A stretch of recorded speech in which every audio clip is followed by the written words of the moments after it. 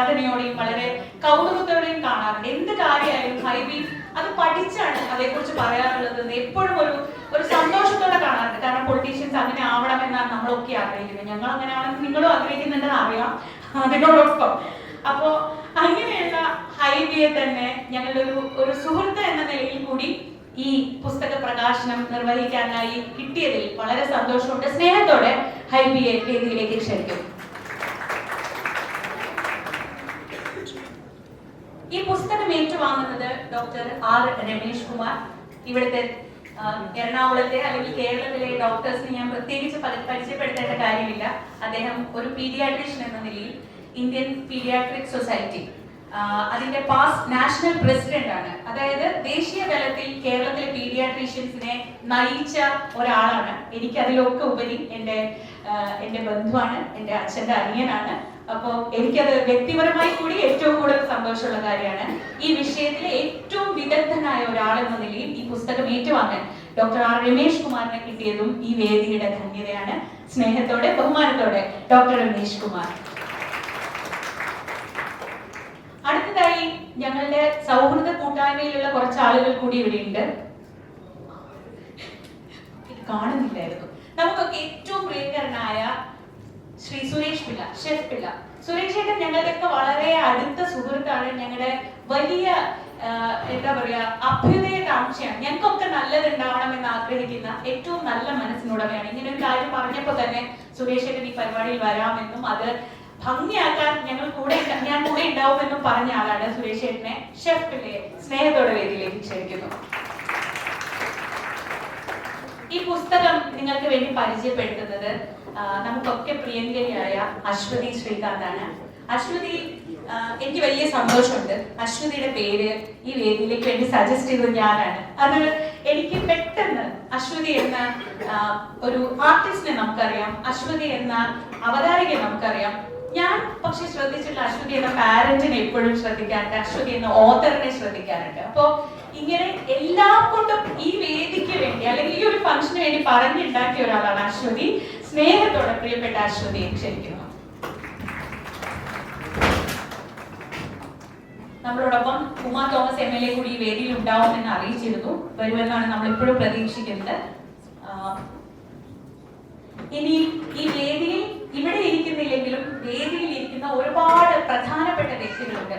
സൗമ്യയ്ക്ക് തുല്യരായ നമ്മളൊക്കെ ഏറ്റവും ബഹുമാനത്തോടെ കാണുന്ന ഒരു കൂട്ടം ഡോക്ടേഴ്സ് ഈ വേദിയിലുണ്ട്.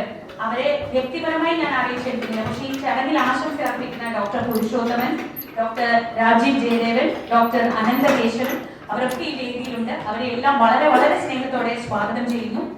ഇനി star of the day doctor Soumya സരി, ഞങ്ങളുടെയൊക്കെ പ്രിയപ്പെട്ട സൗമ്യയാണ് ഇന്നത്തെ ഈ വേദിയുടെ താരം. സൗമ്യ വേദിയിലേക്ക് ക്ഷണിക്കുന്നു.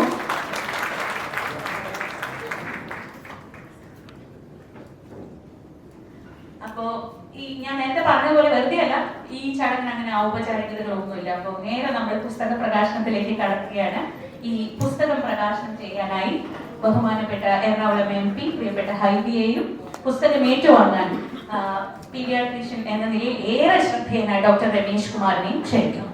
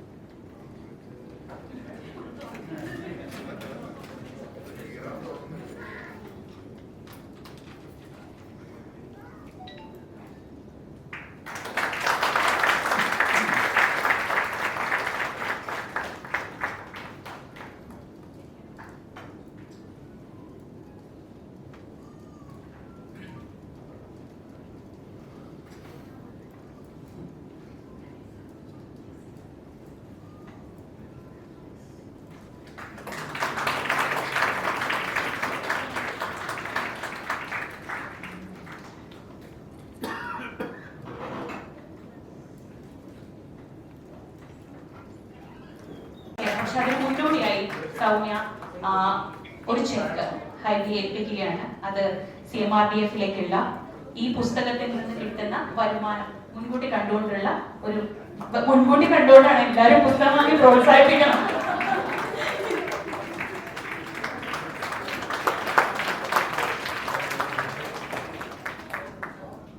ഇനി പ്രിയപ്പെട്ട ഹൈവി 2 വാക്ക് സംസാരിക്കും.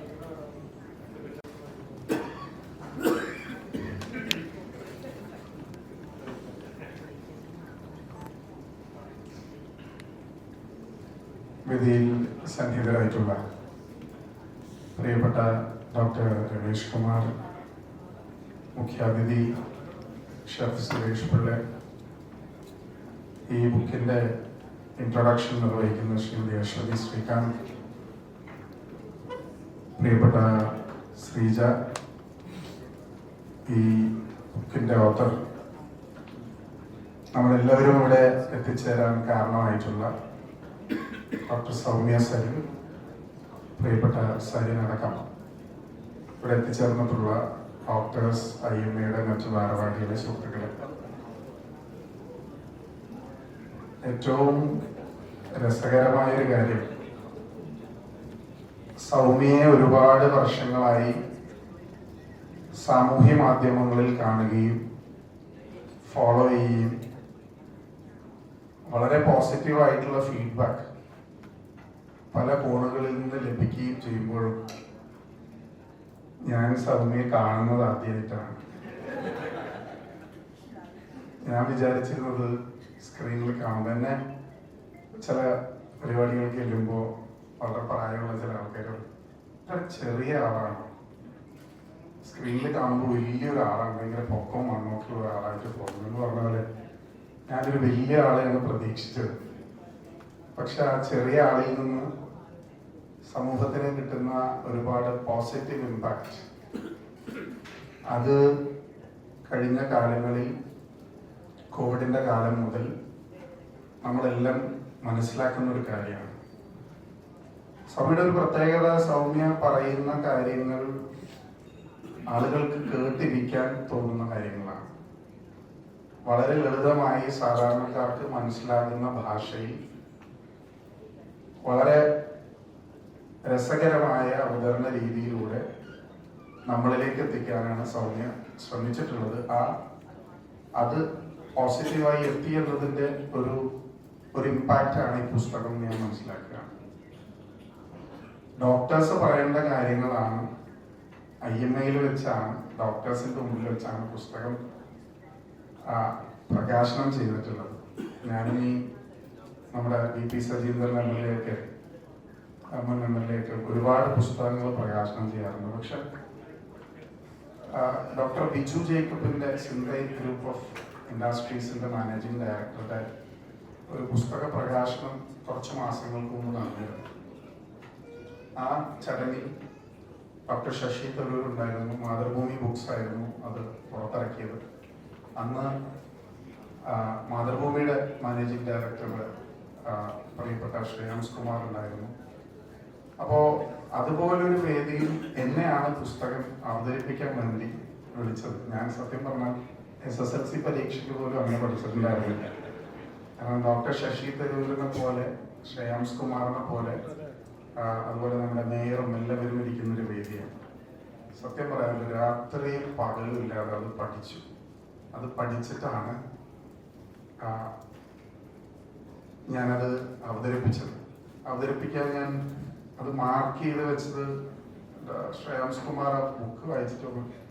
ഞാൻ ബുക്ക് വായിച്ചിട്ടുള്ളൂ, ഞാൻ ബുക്കൊന്നും നിങ്ങളുണ്ടെന്ന് പറഞ്ഞു. നിങ്ങളല്ലേ ആദ്യം സംസാരിക്കുന്നത്, ഇതൊന്നും സംസാരിക്കാൻ പറ്റില്ല, കാരണം ഇത് എൻ്റെ പോയിന്റ്സ് ആണെന്ന് ഞാൻ പറഞ്ഞു. പക്ഷെ സൗമ്യയുടെ അടുത്ത് ഞാൻ പുസ്തകം ചോദിച്ചില്ല. കാരണം മറ്റൊന്നുമല്ല, സൗമ്യ ഇന്ന് ഉച്ചയായപ്പോൾ എനിക്കൊരു PDF അയച്ചു തന്നിട്ട് പറഞ്ഞു, ബുക്കൊന്ന് പെട്ടെന്ന് വായിച്ചോളൂ എന്ന് പറഞ്ഞു. പെട്ടെന്ന് വായിക്കാൻ പറ്റിയൊരു ബുക്കല്ല, കുറച്ച് അധികം ഉണ്ടായിരുന്നു. പക്ഷെ ഞാൻ വായിക്കാത്തതിൻ്റെ കാരണം സൗമ്യ ഈ കാര്യങ്ങൾ നമ്മളോട് പറഞ്ഞിട്ടുണ്ട്. പല രൂപത്തിലും പല ഭാവത്തിലും പല സമയങ്ങളിലുമായിട്ട് പറഞ്ഞിട്ടുണ്ട്. അതെവിടെയൊക്കെയോ നമ്മളിൽ സ്വാധീനിച്ചിട്ടുണ്ട് എന്നുള്ളത് കൊണ്ടിട്ടാണ് ഞാനത് വായിക്കാതെ എന്നാലൊരു ക്യുക്കായിട്ടത് നോക്കി. കാരണം നമ്മളെ ആകർഷിക്കുന്ന വളരെ ആകർഷണീയതയുള്ള ഒരു ടൈറ്റിലാണ് ഡോക്ടറെ ഞങ്ങളുടെ കുട്ടി ഓക്കെയാണ്. അതിലും ഞാനൊരു ചെറിയ സ്വാർത്ഥനാണ്. കാരണം ഒരു കൊച്ചിക്കാരൻ ആയിട്ട് പാലക്കാട് എന്നൊരാള് ഞങ്ങളുടെ എന്നുള്ള ഭാഷാ പ്രയോഗം നടത്തി എന്നുള്ളത് എറണാകുളത്തിന്റെ ഒരു ഇൻഫ്ലുവൻസ് ഉണ്ട് എന്ന് എനിക്ക് മനസ്സിലായി. മലയാളം നന്നായി ശുദ്ധമായി സംസാരിക്കുന്ന ആരാണ് ഒറ്റപ്പാലക്കാരനെ ഞാൻ കേട്ടിട്ടുള്ളൂ. അപ്പോൾ ഞങ്ങ കടന്നു വന്നപ്പോൾ അതിലും ഒരു കൊച്ചി സ്വാധീനം കടന്നു കൂട്ടിയിട്ടുണ്ട്. അപ്പോൾ ബുക്കിൽ വളരെ നമ്മൾ അറിയാൻ ആഗ്രഹിക്കുന്ന പ്രത്യേകിച്ച് കുട്ടികളുമായിട്ട് ബന്ധപ്പെട്ട് ചില ആളുകൾക്ക് ചില സെലിബ്രിറ്റീസ് ആയിട്ടുള്ള ആളുകൾ ഇപ്പോഴും നമ്മുടെ ഡോക്ടർ വേണുഗോപാലിന്റെ അടുത്താണ് പോകുന്നത്. അതായത് ഒരു 10-25-30 വയസ്സൊക്കെ ആയ ആൾക്കാരും ഇപ്പോഴും പീഡിയാട്രിഷ്യന്റെ അടുത്താണ്. കാരണം അവർക്ക് ചികിത്സിച്ചാൽ ശരിയാവത്തുള്ളൂ. നമ്മുടെ ഒരു കുടുംബ ഡോക്ടർ എന്നുള്ളൊരു കൺസെപ്റ്റ് ഉണ്ടല്ലോ, കുടുംബ ഡോക്ടർ എന്നുള്ളൊരു കൺസെപ്റ്റ് ഉണ്ട്. നേരത്തെ ഉണ്ടായിരുന്നു, ഇപ്പോഴാണ് സബ് സ്പെഷ്യാലിറ്റീസും സൂപ്പർ സ്പെഷ്യാലിറ്റീസും ഒക്കെ വന്നത്. അപ്പൊ അതിനു മുമ്പ് നമ്മളെല്ലാവരും കുടുംബത്തിൽ ഒരു ഡോക്ടർ ഉണ്ടാവുള്ളൂ, ആ ഡോക്ടറാണ് എല്ലാത്തിനും ചികിത്സിക്കുന്നത് എന്ന് പറഞ്ഞ പോലെ എന്നെ ചികിത്സിച്ച ഡോക്ടറാണ് ഡോക്ടർ വേണുഗോപാൽ. എന്റെ മോളെയും ചികിത്സിക്കുന്നത് ഡോക്ടറാണ്. അപ്പൊ ഞങ്ങൾ എല്ലാ കാര്യത്തിലും ഡോക്ടറുടെ അടുത്താണ് പോകുന്നത്. അതുപോലെ സൗമ്യയുടെ അടുത്ത് അങ്ങനെ വരുന്ന ഒരുപാട് ആളുകളുണ്ട്, അങ്ങനെ ഡിപ്പെൻഡ് ചെയ്യുന്ന ഒരുപാട് ആളുകളുണ്ട്. അങ്ങനെ അത് ഈ പുസ്തകത്തിലുള്ളത് വളരെ ചെറിയ ചെറിയ കാര്യങ്ങളാണ്. നമ്മൾക്ക് അറിവില്ലാത്ത, നമ്മൾ അറിയേണ്ട ഒരുപാട് കാര്യങ്ങൾ. അതൊരു എന്താ പറയുക, ഒരു ഗൂഗിൾ ഇൻഫർമേഷൻ പോലെ നമുക്ക് സൂക്ഷിക്കാൻ കഴിയുന്ന ഒന്നാണ്. അപ്പൊ ഞാൻ അത് വായിച്ചു നോക്കിയപ്പോൾ പറഞ്ഞതാണ്, വളരെ ചെറിയ കുഞ്ഞുങ്ങൾ, ജനിച്ച ന്യൂബോൺ ബേബീസ്, അവരുടെ ഭക്ഷണക്രമത്തെ കുറിച്ച് പറയുന്നുണ്ട്. ആ ഭക്ഷണം കഴിക്കുമ്പോൾ അവര് സോഫ്റ്റ് ഫുഡിൽ നിന്ന് തരിയുള്ള ഭക്ഷണം കഴിക്കുമ്പോൾ കുട്ടികൾ ഛർദ്ദിക്കാറുണ്ട്. അതൊരു നാച്ചുറൽ കാര്യമാണ്. കാരണം ആ ഡൈജസ്റ്റീവ് സിസ്റ്റവും നമ്മുടെ രീതികളും മാറുന്നതിനനുസരിച്ച് നമ്മുടെ ശരീരത്തിൽ ഉണ്ടാകുന്ന മാറ്റങ്ങളെ കുറിച്ച് പറയുന്നുണ്ട്. അങ്ങനെ കഴിക്കാൻ നമ്മൾ ഹെൽത്തി ഫുഡ് എന്ന് കരുതുന്നതും ഫാസ്റ്റ് ഫുഡ് എന്ന് കരുതുന്നതുമായിട്ടുള്ള കാര്യങ്ങൾ കഴിക്കാൻ സാധിക്കും എന്നുള്ള കാര്യങ്ങൾ ചോദിക്കുന്നുണ്ട്. ഭക്ഷണം, ഉറക്കം, അതിനെക്കുറിച്ചെല്ലാം വളരെ വിശദമായിട്ട് കുട്ടികളുടെ ഹെൽത്തിനെ കുറിച്ചിട്ടുള്ള ഒരു എന്താ പറയാ, നമ്മൾക്ക് ആശ്രയിക്കാൻ പറ്റുന്ന ഒരു എൻസൈക്ലോപീഡിയ പോലെ കാത്തു സൂക്ഷിക്കാൻ കഴിയുന്ന ഒരു ബുക്കാണ് ഡോക്ടർ സൗമ്യ പുറത്തിറക്കിയിട്ടുള്ളത്. ഇവിടെ നമ്മുടെ ശ്രീജ പറഞ്ഞതുപോലെ സൗമ്യ പല തലങ്ങളിൽ നമ്മുടെ മുമ്പിൽ പ്രത്യക്ഷപ്പെടാറുണ്ട്. ആ സുഹൃത്ത് വലയമാണ് ഇവിടെ എല്ലാവരും എത്തിച്ചേർന്നിട്ടുള്ളത്. സരിന്റെ ഭാര്യയാണെന്നുള്ളത് ഒഴിച്ചാൽ മറ്റു കുഴപ്പങ്ങളൊന്നും ആ കുട്ടിക്ക് ഉള്ളതായിട്ട് എനിക്ക് തോന്നുന്നില്ല. പലപ്പോഴും വലിയ ഭീഷണി സരിൻ നേരിടുന്നതും സൗമ്യയിൽ നിന്ന് തന്നെയാണെന്നാണ് ഞാൻ മനസ്സിലാക്കുന്നത്. പല സന്ദർഭങ്ങളിലും ഞാൻ പല സ്ഥലങ്ങളിലും അത് കേട്ടിട്ടുണ്ട്. പക്ഷെ ഞാനത് തമാശയായിട്ട് പറഞ്ഞാണ്. പക്ഷെ സൗമ്യ ഒരു ഡോക്ടർ എന്നതിനപ്പുറമായി പല മേഖലകളിലും നന്നായി കാര്യങ്ങൾ പഠിച്ച് അവതരിപ്പിക്കാൻ കഴിയുന്ന ഒരാളാണ്. അതിനൊരാളൊരു പുസ്തകം എഴുതുമ്പോൾ ഒരു പുസ്തകത്തിന്റെ മറ്റൊരു പ്രത്യേകത എന്ന് പറയുന്നത് ഒരു ഫാക്ച്വൽ ഡോക്യുമെന്റ് ആണ്. ഇതൊരിക്കലും മാറാൻ പാടില്ലാത്തൊരു ഡോക്യുമെന്റ് ആണ്. എൻ്റെ ഒരുപാട് പേര് അതിന് മറ്റൊരു പ്രത്യേകത DC ഇത് പുറത്തിറക്കുന്നു എന്നുള്ളതാണ്. DC പോലൊരു പബ്ലിഷിംഗ് കമ്പനി അതിന് എത്ര വാല്യൂ ആഡ് ചെയ്യുന്നു എന്നുള്ളത് മറ്റൊരു കാര്യമാണ്. എന്നോട് ഒരുപാട് പേര് പുസ്തകം എഴുതാൻ പറഞ്ഞിട്ടുണ്ട്. പക്ഷെ ഒരു പുസ്തകം എഴുതാനുള്ള അനുഭവ പരിചയമോ അതിനുള്ള പ്രാഗൽഭ്യമുള്ള ഒരാളാണെന്ന് ഞാൻ വിശ്വസിക്കാത്തതുകൊണ്ടാണ് പുസ്തകം എഴുതാത്തത്. പക്ഷെ ഞാനൊരു പുസ്തകം ഇറക്കിയിട്ടുള്ളത് ഞാനൊരു വിദ്യാർത്ഥി സംഘടനാ നേതാവായിരുന്നപ്പോൾ, ഞാൻ KSUവിന്റെ സംസ്ഥാന പ്രസിഡന്റ് ആയിരുന്നപ്പോൾ ഒരു ബദൽ പാഠപുസ്തകം എന്ന് പറഞ്ഞിട്ട് വിവാദകരമായ ഒരു പാഠപുസ്തകം സർക്കാർ പിൻവലിക്കണമെന്നുള്ളൊരു ബദൽ പാഠപുസ്തകം 7ാം ക്ലാസ്സിലെ സോഷ്യൽ സയൻസ് പുസ്തകം, സ്റ്റഡീസ് പുസ്തകം പുറത്തിറക്കി. അതിന്റെ പാടിപ്പോഴും എനിക്ക് മാറിയിട്ടില്ല. കാരണം ഞങ്ങൾ ബദലാണ് എന്ന് പറഞ്ഞ് ഇറക്കിയ പുസ്തകത്തിൽ തന്നെ ഒരുപാട് അക്ഷരത്തെറ്റുകൾ ഉണ്ടായി. അപ്പൊ ഞാൻ ഒരു ടെക്നിക്കൽ ഡിഫിക്കൽറ്റി പറയുകയാണ്. ഒരു എത്രത്തോളം ഓതന്റിസിറ്റിയും ഫാക്ച്വൽ കറക്ഷനും വേണ്ട ഒരു കാര്യമാണ് ഒരു ബുക്ക് പുറത്തിറക്കുക എന്നുള്ളത്. ഇതിലൊരു അക്ഷരത്തെറ്റോ ഇതിൽ ഫാക്ച്വൽ ആയിട്ടുള്ള, ടെക്നിക്കൽ ആയിട്ടുള്ള, മൈന്യൂട്ട് ആയിട്ടുള്ള വളരെ ഡീറ്റെയിൽസിലേക്ക് പോകുമ്പോൾ തെറ്റുകുറ്റങ്ങൾ സംഭവിക്കാതെ അത് പുറത്തിറക്കുക എന്നുള്ളത് വളരെ ശ്രമകരമായ ഒരു കാര്യമാണ്. അപ്പോൾ DC അത് ഏറ്റെടുത്തു, ആ ഉത്തരവാദിത്തം ഏറ്റെടുത്തു. സൗമ്യക്ക് ഒരു വലിയ പിന്തുണ നൽകി. അപ്പോൾ സൗമ്യയുടെ കരിയറിനെ സംബന്ധിച്ച് ഒരു പ്രധാനപ്പെട്ട ചുവടുവെപ്പാണ് ഇന്ന് നടത്തിയിരിക്കുന്നത്. എനിക്ക് പരിചയമുള്ള ഒരുപാട് ഡോക്ടേഴ്സ് ഉണ്ട്.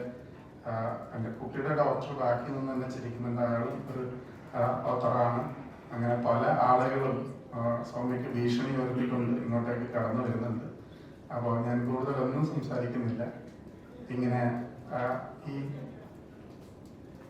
ഡോക്ടർ തോമസ് ഉണ്ട് സമർ ഹോസ്പിറ്റലിൽ. അപ്പോൾ ഇങ്ങനെ എല്ലാവരും ഒത്തുചേരുന്ന ഒരു വേദി, ഞാൻ നേരത്തെ പറഞ്ഞതുപോലെ പുസ്തകം വായിക്കാതെ ഈ പുസ്തകം പ്രകാശനം ചെയ്യാൻ സാധിച്ചത് എൻ്റെ ഒരു വലിയ കഴിവും മികവുമാണെന്ന് ഞാൻ കരുതുകയാണ്. സൗമ്യക്ക് ഈ പുസ്തകം ഒരുപാട് പേരിലേക്ക് ഇത് എത്തണം. അത് സൂക്ഷിക്കാൻ പറ്റുന്ന നമ്മളുടെ കളക്ഷനിൽ, പേഴ്സണൽ കളക്ഷനിൽ സൂക്ഷിക്കാൻ പറ്റുന്ന ഒരു പുസ്തകമായിട്ടാണ് എനിക്ക് തോന്നുന്നത്. സൗമ്യക്ക് എല്ലാവിധ അഭിവാദ്യങ്ങളും ആശംസകളും നേരുന്നു. നന്ദി, നമസ്കാരം, ജയ്. സ്വാഭാവികമായിട്ട് പുസ്തകം ഏറ്റുവാങ്ങിയ ഡോക്ടർ രമേശിനെയാണ് വിളിക്കുന്നത്. പക്ഷെ ഈ പുസ്തകം വായിക്കാതെ ഇത് ഇത്രയും ഇതിനെപ്പറ്റി സംസാരിക്കുക എന്നുള്ള റെക്കോർഡ് ഇപ്പൊ എന്തായാലും ഹൈവേ എടുത്ത സ്ഥിതിക്ക് നമുക്ക് പുസ്തക പരിചയത്തിലേക്ക് കടക്കാം. അശ്വതി ഈ പുസ്തകം നമുക്ക് വേണ്ടി പരിചയപ്പെടുത്താം. അപ്പം എനിക്ക് തോന്നുന്നത് കുറച്ചുകൂടി ഡോക്ടർ രമേശിന് ഉൾപ്പെടെയുള്ള ബാക്കിയുള്ളവർക്ക് സംസാരിക്കാൻ കുറച്ചുകൂടി എളുപ്പവും. പുസ്തക പരിചയത്തിന് പ്രിയപ്പെട്ട അശ്വതി ക്ഷണിക്കും.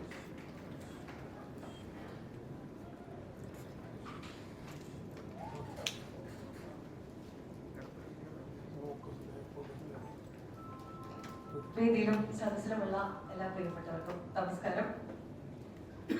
ഡോക്ടർ സൗമ്യ സാറിന്റെ പുസ്തക പരിചയം എന്നുള്ള ചുമതലയാണ് എനിക്ക് തന്നിരിക്കുന്നത്. പക്ഷെ സത്യത്തിൽ ഈ പുസ്തകത്തിന് ഒരു പരിചയപ്പെടുത്തലിന്റെ ആവശ്യം ഉണ്ടോന്ന് തന്നെ എനിക്ക് സംശയമുണ്ട്. കാര്യം ഇതിനകത്ത് എന്താണ് പറഞ്ഞിട്ടുണ്ടാവുക എന്നുള്ളതിനെ കുറിച്ച് നിങ്ങൾക്കൊക്കെ കൃത്യമായിട്ടുള്ള ധാരണയുള്ളവരായിരിക്കും. നേരത്തെ ശ്രീജ സൂചിപ്പിച്ചതുപോലെ എന്നെ ഇങ്ങോട്ടേക്ക് ക്ഷണിച്ചിട്ടുണ്ടാവുക തീർച്ചയായിട്ടും ഞാനൊരു പേരന്റ് ആണ് എന്നുള്ളത് കൊണ്ടും ഞാൻ അതുമായിട്ട് റിലേറ്റ് ചെയ്ത കുറച്ച് കാര്യങ്ങളൊക്കെ സമൂഹ മാധ്യമങ്ങളിലൊക്കെ പങ്കുവെക്കുന്ന ആളായതുകൊണ്ടുമാണ് എന്നാണ് ഞാൻ കൂടുതലായിട്ട് മനസ്സിലാക്കുന്നത്. സോ എൻ്റെ ഒരു പേരന്റിങ് ജേർണിയുടെ കുറച്ച് ഗ്ലിംസ് പറഞ്ഞുകൊണ്ട് നമുക്ക് ഈ പുസ്തകത്തിലേക്ക് വരാം. ഞാൻ വിചാരിച്ചിട്ടുണ്ട് ഒരു പേരന്റ് ആവുന്നത് വരെ കുഴപ്പമില്ല, ഇത് നമുക്ക് മാനേജബിൾ ആയിട്ടുള്ള ഒരു കാര്യമാണ് എന്ന് വളരെ അതിന്റെ ഏറ്റവും കളർഫുൾ ആയിട്ടുള്ള സൈഡുകളെ കുറിച്ച് മാത്രം ചിന്തിച്ചിട്ട് മറ്റു പലരെയും പോലെ പേരന്റ് ആകുന്ന ആളാണ് ഞാൻ. പക്ഷെ ആദ്യത്തെ കുഞ്ഞിനെ കയ്യിലൂടെ കിട്ടിയതോടുകൂടി എന്റെ ആ ധാരണ കംപ്ലീറ്റ് ആ ഒറ്റ രാത്രി കൊണ്ട് എന്റെ എല്ലാ ധാരണയും തകർന്ന് തരിപ്പണമായി. അതുകൊണ്ട് തന്നെ ഞാൻ രണ്ടാമത്തെ കുട്ടിയെ കുറിച്ച് ചിന്തിക്കാൻ 8 വർഷം എടുത്തു. പക്ഷെ ആ ഒരു 8 വർഷവും ഒരു ലേണിംഗ് പ്രോസസ് ആയിരുന്നു. ഞാൻ തീർച്ചയായിട്ടും ഒരുപാട് അതിനെക്കുറിച്ച് പഠിക്കാൻ ശ്രമിച്ചിട്ടുണ്ട്. കാരണം ഈ കുട്ടിയെ മാനേജ് ചെയ്യുക എന്ന് പറയുന്നത്, അല്ലെന്നുണ്ടെങ്കിൽ അവളുടെ ആ ഒരു സ്വത്വത്തിൽ നിർത്തിക്കൊണ്ട് തന്നെ വളർത്തിയെടുക്കുക എന്നുള്ളത് എത്രത്തോളം ഇമ്പോർട്ടന്റ് ആണ് എന്നുള്ള ഒരു റിയലൈസേഷൻ ഒരു പേരന്റ് എന്ന് പറയുന്നത്, once you are a parent you are always a parent എന്ന് പറയുന്ന പോലെ ആ റെസ്പോൺസിബിലിറ്റി പിന്നെ തിരിഞ്ഞ് ഇറങ്ങി നടക്കാൻ ഒരു ഓപ്ഷൻ ഇല്ല എന്ന് മനസ്സിലായതുകൊണ്ട് ഞാനത് പൂർണ്ണമായിട്ടും ഏറ്റവും ഭംഗിയായിട്ട് ചെയ്യാൻ ശ്രമിച്ചുകൊണ്ടിരിക്കുന്ന ഒരാളാണ് ഞാൻ. അതുകൊണ്ട് തന്നെ ഡോക്ടർ സൗമ്യ പോലുള്ള ഒരുപാട് പേരുടെ ഇൻഫ്ലുവൻസ് ആ ഒരു ജേർണിയിൽ എന്നെ സഹായിച്ചിട്ടുണ്ട്. ഒരുപാട് നമുക്ക് വായിക്കാനും അല്ലെങ്കിൽ ഇൻഫ്ലുവൻഷ്യൽ ആയിട്ടുള്ള ഒരുപാട് കാര്യങ്ങൾ പറഞ്ഞു തന്ന് കറക്റ്റ് ചെയ്യുന്ന ഒരു കൂട്ടം ആളുകള്. സൗമ്യ അല്ലാത്ത എടുത്തു പറയേണ്ട ഒരാളാണ് ഞാൻ. പണ്ടുതൊട്ടേ സൗമ്യയുടെ വീഡിയോസ് ഒക്കെ ഫോളോ ചെയ്യുന്ന ഒരാളാണ്. അപ്പൊ അതുകൊണ്ട് ഇത്ര കൃത്യമായിട്ട് ഭംഗിയായിട്ട് അത് വളരെ ക്രിസ്പ് ആയിട്ടൊക്കെ നമുക്ക് വളരെ അത്യാവശ്യമുള്ള ഇൻഫർമേഷൻ ഷെയർ ചെയ്യുന്നതിൽ എപ്പോഴും സന്തോഷവും നന്ദിയും ഒക്കെ തോന്നിയിട്ടുണ്ട്. എല്ലാ വീട്ടിലും മേജർ ആയിട്ടുള്ള വലിയ കോൺഫ്ലിക്റ്റുകൾക്ക് കാരണമാവുന്ന ഒരു കാര്യമാണ് കുട്ടിയെ എങ്ങനെ വളർത്തണം എന്നുള്ള കാര്യത്തില് ഈ 2 ജനറേഷനുകൾക്കിടയിൽ പെട്ട് ആ ഒരു ക്ലാഷിൽ പലപ്പോഴും കുട്ടികൾ പെടുന്നത് ഞാൻ കണ്ടിട്ടുണ്ട്. നമ്മൾ എങ്ങനെ പേരന്റ് ചെയ്യണം എന്ന് വിചാരിക്കുന്നോ അതിന്റെ നേരെ ഓപ്പോസിറ്റ് ആയിട്ടുള്ള ആശയങ്ങൾ ഉള്ളവരായിരിക്കും മിക്കപ്പോഴും നമ്മുടെ പേരൻസ്. അപ്പൊ നമ്മൾ ഇങ്ങനെയല്ല, ഡോക്ടർ ഇങ്ങനെയാണ് പറഞ്ഞത് എന്ന് പറയുമ്പോൾ പോലും അവരും പറയാറുണ്ട് ഇപ്പോഴത്തെ ഡോക്ടർമാർ അങ്ങനെ പലതും പറയും. ഈ സ്റ്റേറ്റ്മെന്റ് നമ്മൾ ഒരുപാട് കേട്ടിട്ടുള്ളതാണ്. അതുകൊണ്ട് തന്നെ എന്നെ ഇവർ ഡോക്ടറിന്റെ മുമ്പിൽ എത്തിക്കഴിഞ്ഞാൽ ഇങ്ങനെയൊന്നും പറയുകയില്ല കേട്ടോ. അപ്പൊ ഒരുപാട് കാര്യങ്ങളില് എന്റെ അടുത്ത് ഇതുപോലെ വന്ന് കുഞ്ഞു കുഞ്ഞു കാര്യങ്ങൾ സംസാരിക്കുന്ന അമ്മമാര്, 1 വയസ്സുള്ള കുഞ്ഞിന് കട്ടൻ ചായ കൊടുക്കുന്ന അമ്മമാര് വരെ ഞാൻ കണ്ടിട്ടുണ്ട്. ആ വളരെ നോർമൽ ആയിട്ട്, അതായത് നമ്മൾ ജനറലി പറയുമല്ലോ നമ്മുടെ വീട്ടിലുണ്ടാക്കുന്ന എല്ലാം കുഞ്ഞുങ്ങൾക്ക് കൊടുക്കണം എന്ന് പറയുന്ന ആ ഒരു സ്റ്റേറ്റ്മെന്റിന്റെ ആനുകൂല്യം എടുത്തുകൊണ്ട് കുഞ്ഞുങ്ങൾക്ക് കട്ടൻ ചായ വരെ കൊടുക്കുന്ന ആളുകളെയും കണ്ടിട്ടുണ്ട്. 4 വയസ്സായ കുഞ്ഞിന് ഒരു കശുവണ്ടി പോലും ഇതുവരെ കൊടുത്തിട്ടില്ല എന്ന് പറയുന്ന ഒരു അച്ഛനെ ഞാൻ ഇങ്ങനെ കണ്ടിട്ടുണ്ട്. അപ്പൊ പേരന്റ് പറയായിരുന്നു, അമ്മ പറയായിരുന്നു അച്ഛൻ സമ്മതിക്കുകയില്ല കുഞ്ഞിനെ ഒന്നും കട്ടിയുള്ള ഒരു സാധനം ച്യൂ ചെയ്ത് കഴിക്കാൻ അച്ഛൻ സമ്മതിക്കില്ല. ആൾക്ക് ഭയങ്കര സ്ട്രെസ് വരും. അതുകൊണ്ട് പുള്ളി പ്രത്യേകമായിട്ട് ടേക്ക് കെയർ ചെയ്യും. ഞാൻ നമുക്ക് ഈ 4 വയസ്സ് വരെയൊക്കെ പ്ലേ സ്കൂൾ അല്ലെങ്കിൽ നഴ്സറിയിലൊക്കെ പോയി തുടങ്ങിയ കുട്ടി ഒരു മുറുക്കോ അല്ലെങ്കിൽ അങ്ങനെയുള്ള ഒന്നും കട്ടിയുള്ള ഒന്നും ചവച്ചരച്ച് കഴിക്കാനുള്ള ഓപ്പർച്യൂണിറ്റി പോലും നിഷേധിക്കുന്നത് ഇത്തരത്തിലുള്ള ചില അറിവില്ലായ്മകൾ കൊണ്ട് തന്നെയാണ്. പിന്നെ നമ്മുടെ ചുറ്റുമുള്ള ആൾക്കാർ നമ്മുടെ കുഞ്ഞുങ്ങളെ കാണുമ്പോൾ തന്നെ നമുക്ക് ജഡ്ജ് ചെയ്ത് പറയാൻ ഒരുപാട് കാര്യങ്ങൾ ഉണ്ടായിരിക്കും. ഞാൻ ഓൾവേസ് എപ്പോഴും കോൺസ്റ്റന്റ് ആയിട്ട് കേട്ടിട്ടുള്ള ഒരു കാര്യമാണ്, മോക്ക് എന്തെങ്കിലും പ്രശ്നമുണ്ടോ, വെയിറ്റ് കുറവാന്ന് തോന്നുന്നു. അപ്പൊ ഞാൻ എന്റെ ഡോക്ടറോട് പോയി ഇതേ ചോദ്യം ചോദിക്കും, ഡോക്ടർ എന്റെ കുറിച്ച് ഓക്കെ ആണോ? അപ്പൊ അവള് വളരെ ആക്റ്റീവാണ്, അവൾ എല്ലാ കാര്യങ്ങളും ചെയ്യുന്നുണ്ട്. ഡോക്ടർ ഒരു കുഴപ്പമില്ല, പ്രശ്നമില്ല, ഇങ്ങനെ തന്നെ പോയാൽ മതി. പക്ഷെ വീട്ടിലേക്ക് ചെല്ലുമ്പോൾ നമ്മുടെ ചുറ്റുവട്ടത്തുള്ള എല്ലാ ആൾക്കാരും ചോദിക്കും, ഒന്നും കൂടെ വേറെ എന്തെങ്കിലും ഒന്ന് കൊടുക്കാൻ പറ്റുമോ, ഒരു ചുവനപ്രാവശ്യം ഒക്കെ ഒന്ന് കൊടുത്തു നോക്കൂ എന്നൊക്കെ പറഞ്ഞിട്ടുള്ള ആളുകൾ ഇവൾക്ക് ഒരു 1.5 വയസ്സൊക്കെ ഉള്ള സമയത്ത് അന്ന് ഞാനിത് കൊടുക്കാമോ ഡോക്ടറെ എന്ന് ചോദിച്ച സമയത്ത് ഞാൻ നല്ല ചോദിക്കുന്നത്, എന്റെ ഫാദറിലാണ് ചോദിക്കുന്നത്. ഒരു ആയുർവേദ ഡോക്ടറിന്റെ അടുത്ത് അച്ഛൻ ചോദിച്ചു, മോള് തീരെ മെലിഞ്ഞിരിക്കുന്നു ഡോക്ടറെ, എന്തെങ്കിലും ഒരു ചുവനപ്രാവശ്യം കൊടുക്കാമോ എന്ന് ചോദിച്ചപ്പോ ആ ഡോക്ടർ പറഞ്ഞൊരു സ്റ്റേറ്റ്മെന്റ് ഉണ്ട്. ഡോക്ടർ പറയാണ്, നിങ്ങളൊരു ചെമ്പിനകത്ത് വെള്ളം വെച്ചിട്ട് അതിന്റെ അടിയിൽ തീപ്പെട്ടിക്കമ്പ് ഉരച്ചു വെച്ചിട്ട് കാര്യമില്ല. അത് കാരണം അത്രയേ ഉള്ളൂ, അതിന്റെ ഡൈജസ്റ്റ് ചെയ്യാനുള്ള കപ്പാസിറ്റി ആ ഒരു തീപ്പെട്ടിക്കമ്പിന്റെ അത്രയേ ഉള്ളൂ. അതിന്റെ മുകളിൽ ചെമ്പിൽ നിങ്ങൾ വെള്ളം എടുത്ത് വെക്കരുത് എന്നെന്റെ ഫാദറിനോട് പറഞ്ഞൊരു ഇൻസിഡന്റ് ഉണ്ടായിട്ടുണ്ട്. അപ്പൊ നമുക്ക് ഒരുപാട് സംശയങ്ങളുണ്ട്. ഇതിന് ആധികാരികമായിട്ട് നമ്മൾ എവിടെ പോയി അന്വേഷിക്കുമെന്ന് ചോദിച്ചാൽ നമ്മൾ ഓഫ്കോഴ്സ് നമ്മൾ ഗൂഗിൾ ചെയ്യാണ് ഇപ്പൊ ചെയ്യുന്നത്. ഇപ്പാണെങ്കിൽ നമുക്ക് ChatGPT-യോട് ചോദിക്കാൻ ഒരുപാട് ഓപ്ഷൻസ് ഉണ്ട്. പക്ഷെ എന്നാൽ പോലും നമുക്ക് അതിനെ ഉറപ്പിക്കാൻ പലപ്പോഴും പറ്റാറില്ല, ബിക്കോസ് അത് നമ്മുടെ കുട്ടി ആയതുകൊണ്ട്. അപ്പൊ നമുക്ക് എപ്പോഴും സോളിഡ് ആയിട്ടുള്ള അഡ്വൈസ് മറ്റൊരു സ്പേസിൽ നിന്ന് കിട്ടണം എന്ന് തോന്നാറുണ്ട്. അപ്പൊ സൗമ്യ പോലെ നമുക്ക് ഇത്രയും ഉറപ്പാണ്, സൗമ്യ ഡോക്ടർ പറഞ്ഞാൽ ഓക്കെയാണ് എന്ന് വിചാരിക്കുന്ന ഒരു കൂട്ടം മലയാളികളുണ്ട്. അപ്പൊ അവർക്ക് ധൈര്യമായിട്ട് എടുത്ത് വയ്ക്കാവുന്ന, ആര് നമ്മളോട് നമ്മുടെ പേരന്റിങ് സ്റ്റൈലിനെ കുറിച്ച് ക്വസ്റ്റ്യൻ ചെയ്താലും ഇതൊന്ന് നോക്കൂ എന്ന് പറഞ്ഞ് നമുക്ക് കൊടുക്കാവുന്ന, അല്ലെങ്കിൽ പേരന്റ് ആവാൻ പോകുന്ന ആരെങ്കിലും നമ്മുടെ ചുറ്റുമുണ്ടെങ്കിൽ അവർക്ക് ഏറ്റവും നല്ലൊരു സമ്മാനമായിട്ട് കൊടുക്കാവുന്ന ഒരു പുസ്തകമാണ് ഇത് എന്ന് ഞാൻ ഉറപ്പായിട്ടും പറയും. 143 പേജുകളുള്ള പുസ്തകമാണ്. നമ്മൾ ഒരു കുട്ടിയുടെ ജനനം മുതൽ അതിന്റെ ഒരു കൗമാരം വരെയുള്ള സമയത്ത് നമ്മൾ ചിന്തിക്കാവുന്ന ഏറ്റവും കോമൺ ആയിട്ടുള്ള എല്ലാ ചോദ്യങ്ങൾക്കുമുള്ള ഉത്തരം ഇതിനകത്തുണ്ട്. ദീപ്തി നേരത്തെ തന്നെ പുസ്തകം എനിക്ക് അയച്ചു തന്നിരുന്നു. അപ്പൊ ഞാൻ ഒരു വായന കഴിഞ്ഞതാണ്. എനിക്ക് തോന്നുന്നു ആദ്യം വായിച്ച ആളുകളുടെ കൂട്ടത്തിൽ ഞാനുണ്ട്.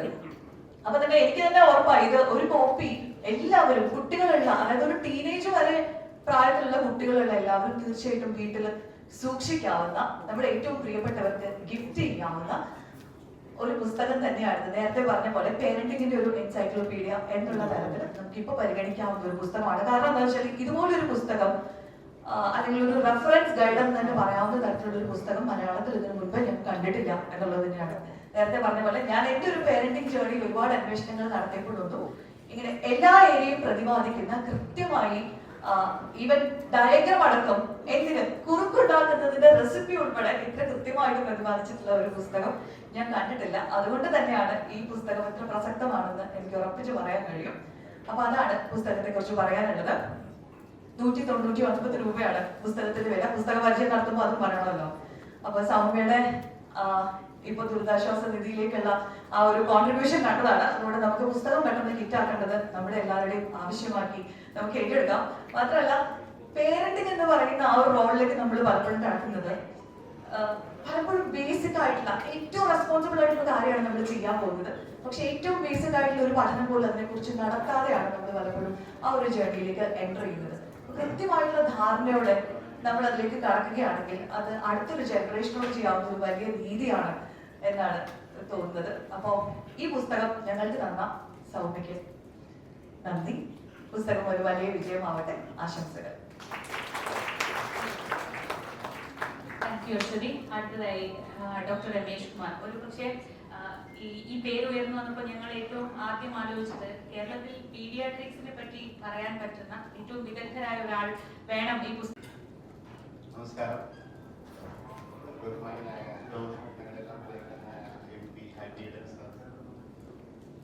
ഡോക്ടർ രമേഷ്, അശ്വതി, സൗമ്യയും ശ്രീജയൊക്കെ ഞങ്ങളുടെ കുടുംബാംഗങ്ങൾ പോലെ കഴിഞ്ഞ 6-7 വർഷമായിട്ടുള്ള ഒരാളാണ്. അപ്പോൾ കുടുംബത്തിൽ നടക്കുന്ന ഒരു ചടങ്ങിന് വന്ന പോലെയാണ് എനിക്ക് ഇതൊരു കാര്യം. ഇപ്പോൾ ഭയങ്കര സന്തോഷം. ഈ പറഞ്ഞ പോലെ കുറെ ആൾക്കാർ നമ്മുടെ ഇത് ഒരു സമാന ചിന്താഗതിക്കാരായ കുറെ ആൾക്കാരുടെ ഒരു ഗ്രൂപ്പിനകത്ത് ഇങ്ങനെ പുസ്തകങ്ങളുടെ കാര്യം തമ്മിൽ അവരുടെ നല്ല നല്ല കാര്യങ്ങൾ അപ്രീഷിയേറ്റ് ചെയ്യും, നമുക്ക് തമ്മിൽ നടക്കുന്ന നല്ല നല്ല കാര്യങ്ങൾ അപ്രീഷിയേറ്റ് ചെയ്യും, അവരെ എൻകറേജ് ചെയ്തുകൊണ്ട് പല സംഭവങ്ങൾ അവരെ നെക്സ്റ്റ് ലെവലിലേക്ക് കൊണ്ടുപോകാൻ എല്ലാവരും സഹായിക്കുന്ന ഒരു ഗ്രൂപ്പിന്റെ ഭാഗമാണ്. അപ്പൊ അതിനകത്ത് ഡോക്ടർ സൗമ്യ എത്രയോ വർഷങ്ങളായിട്ട് അറിയാം.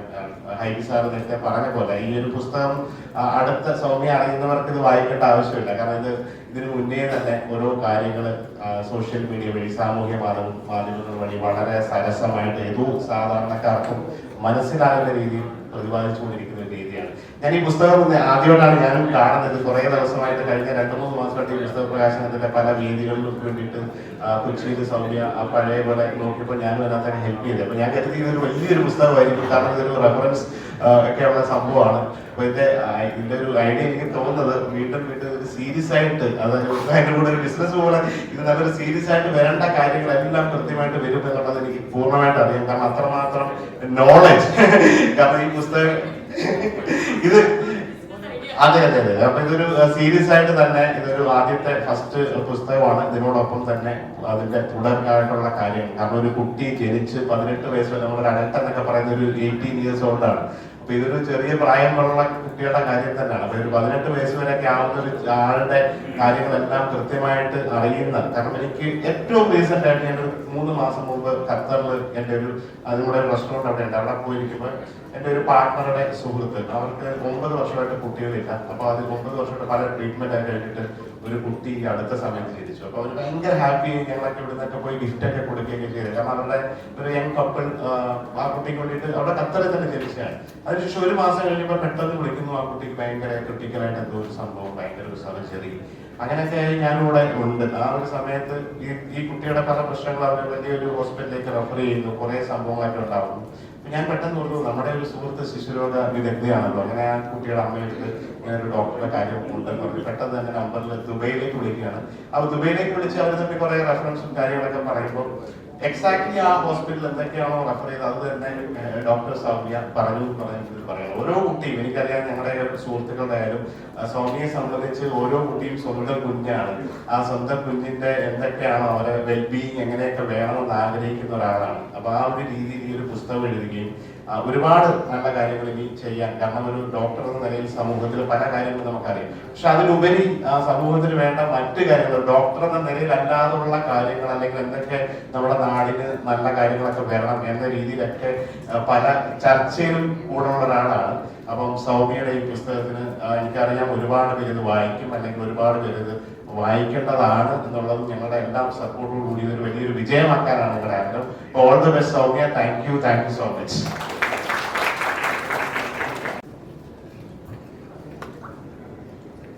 എല്ലാവർക്കും നമസ്കാരം.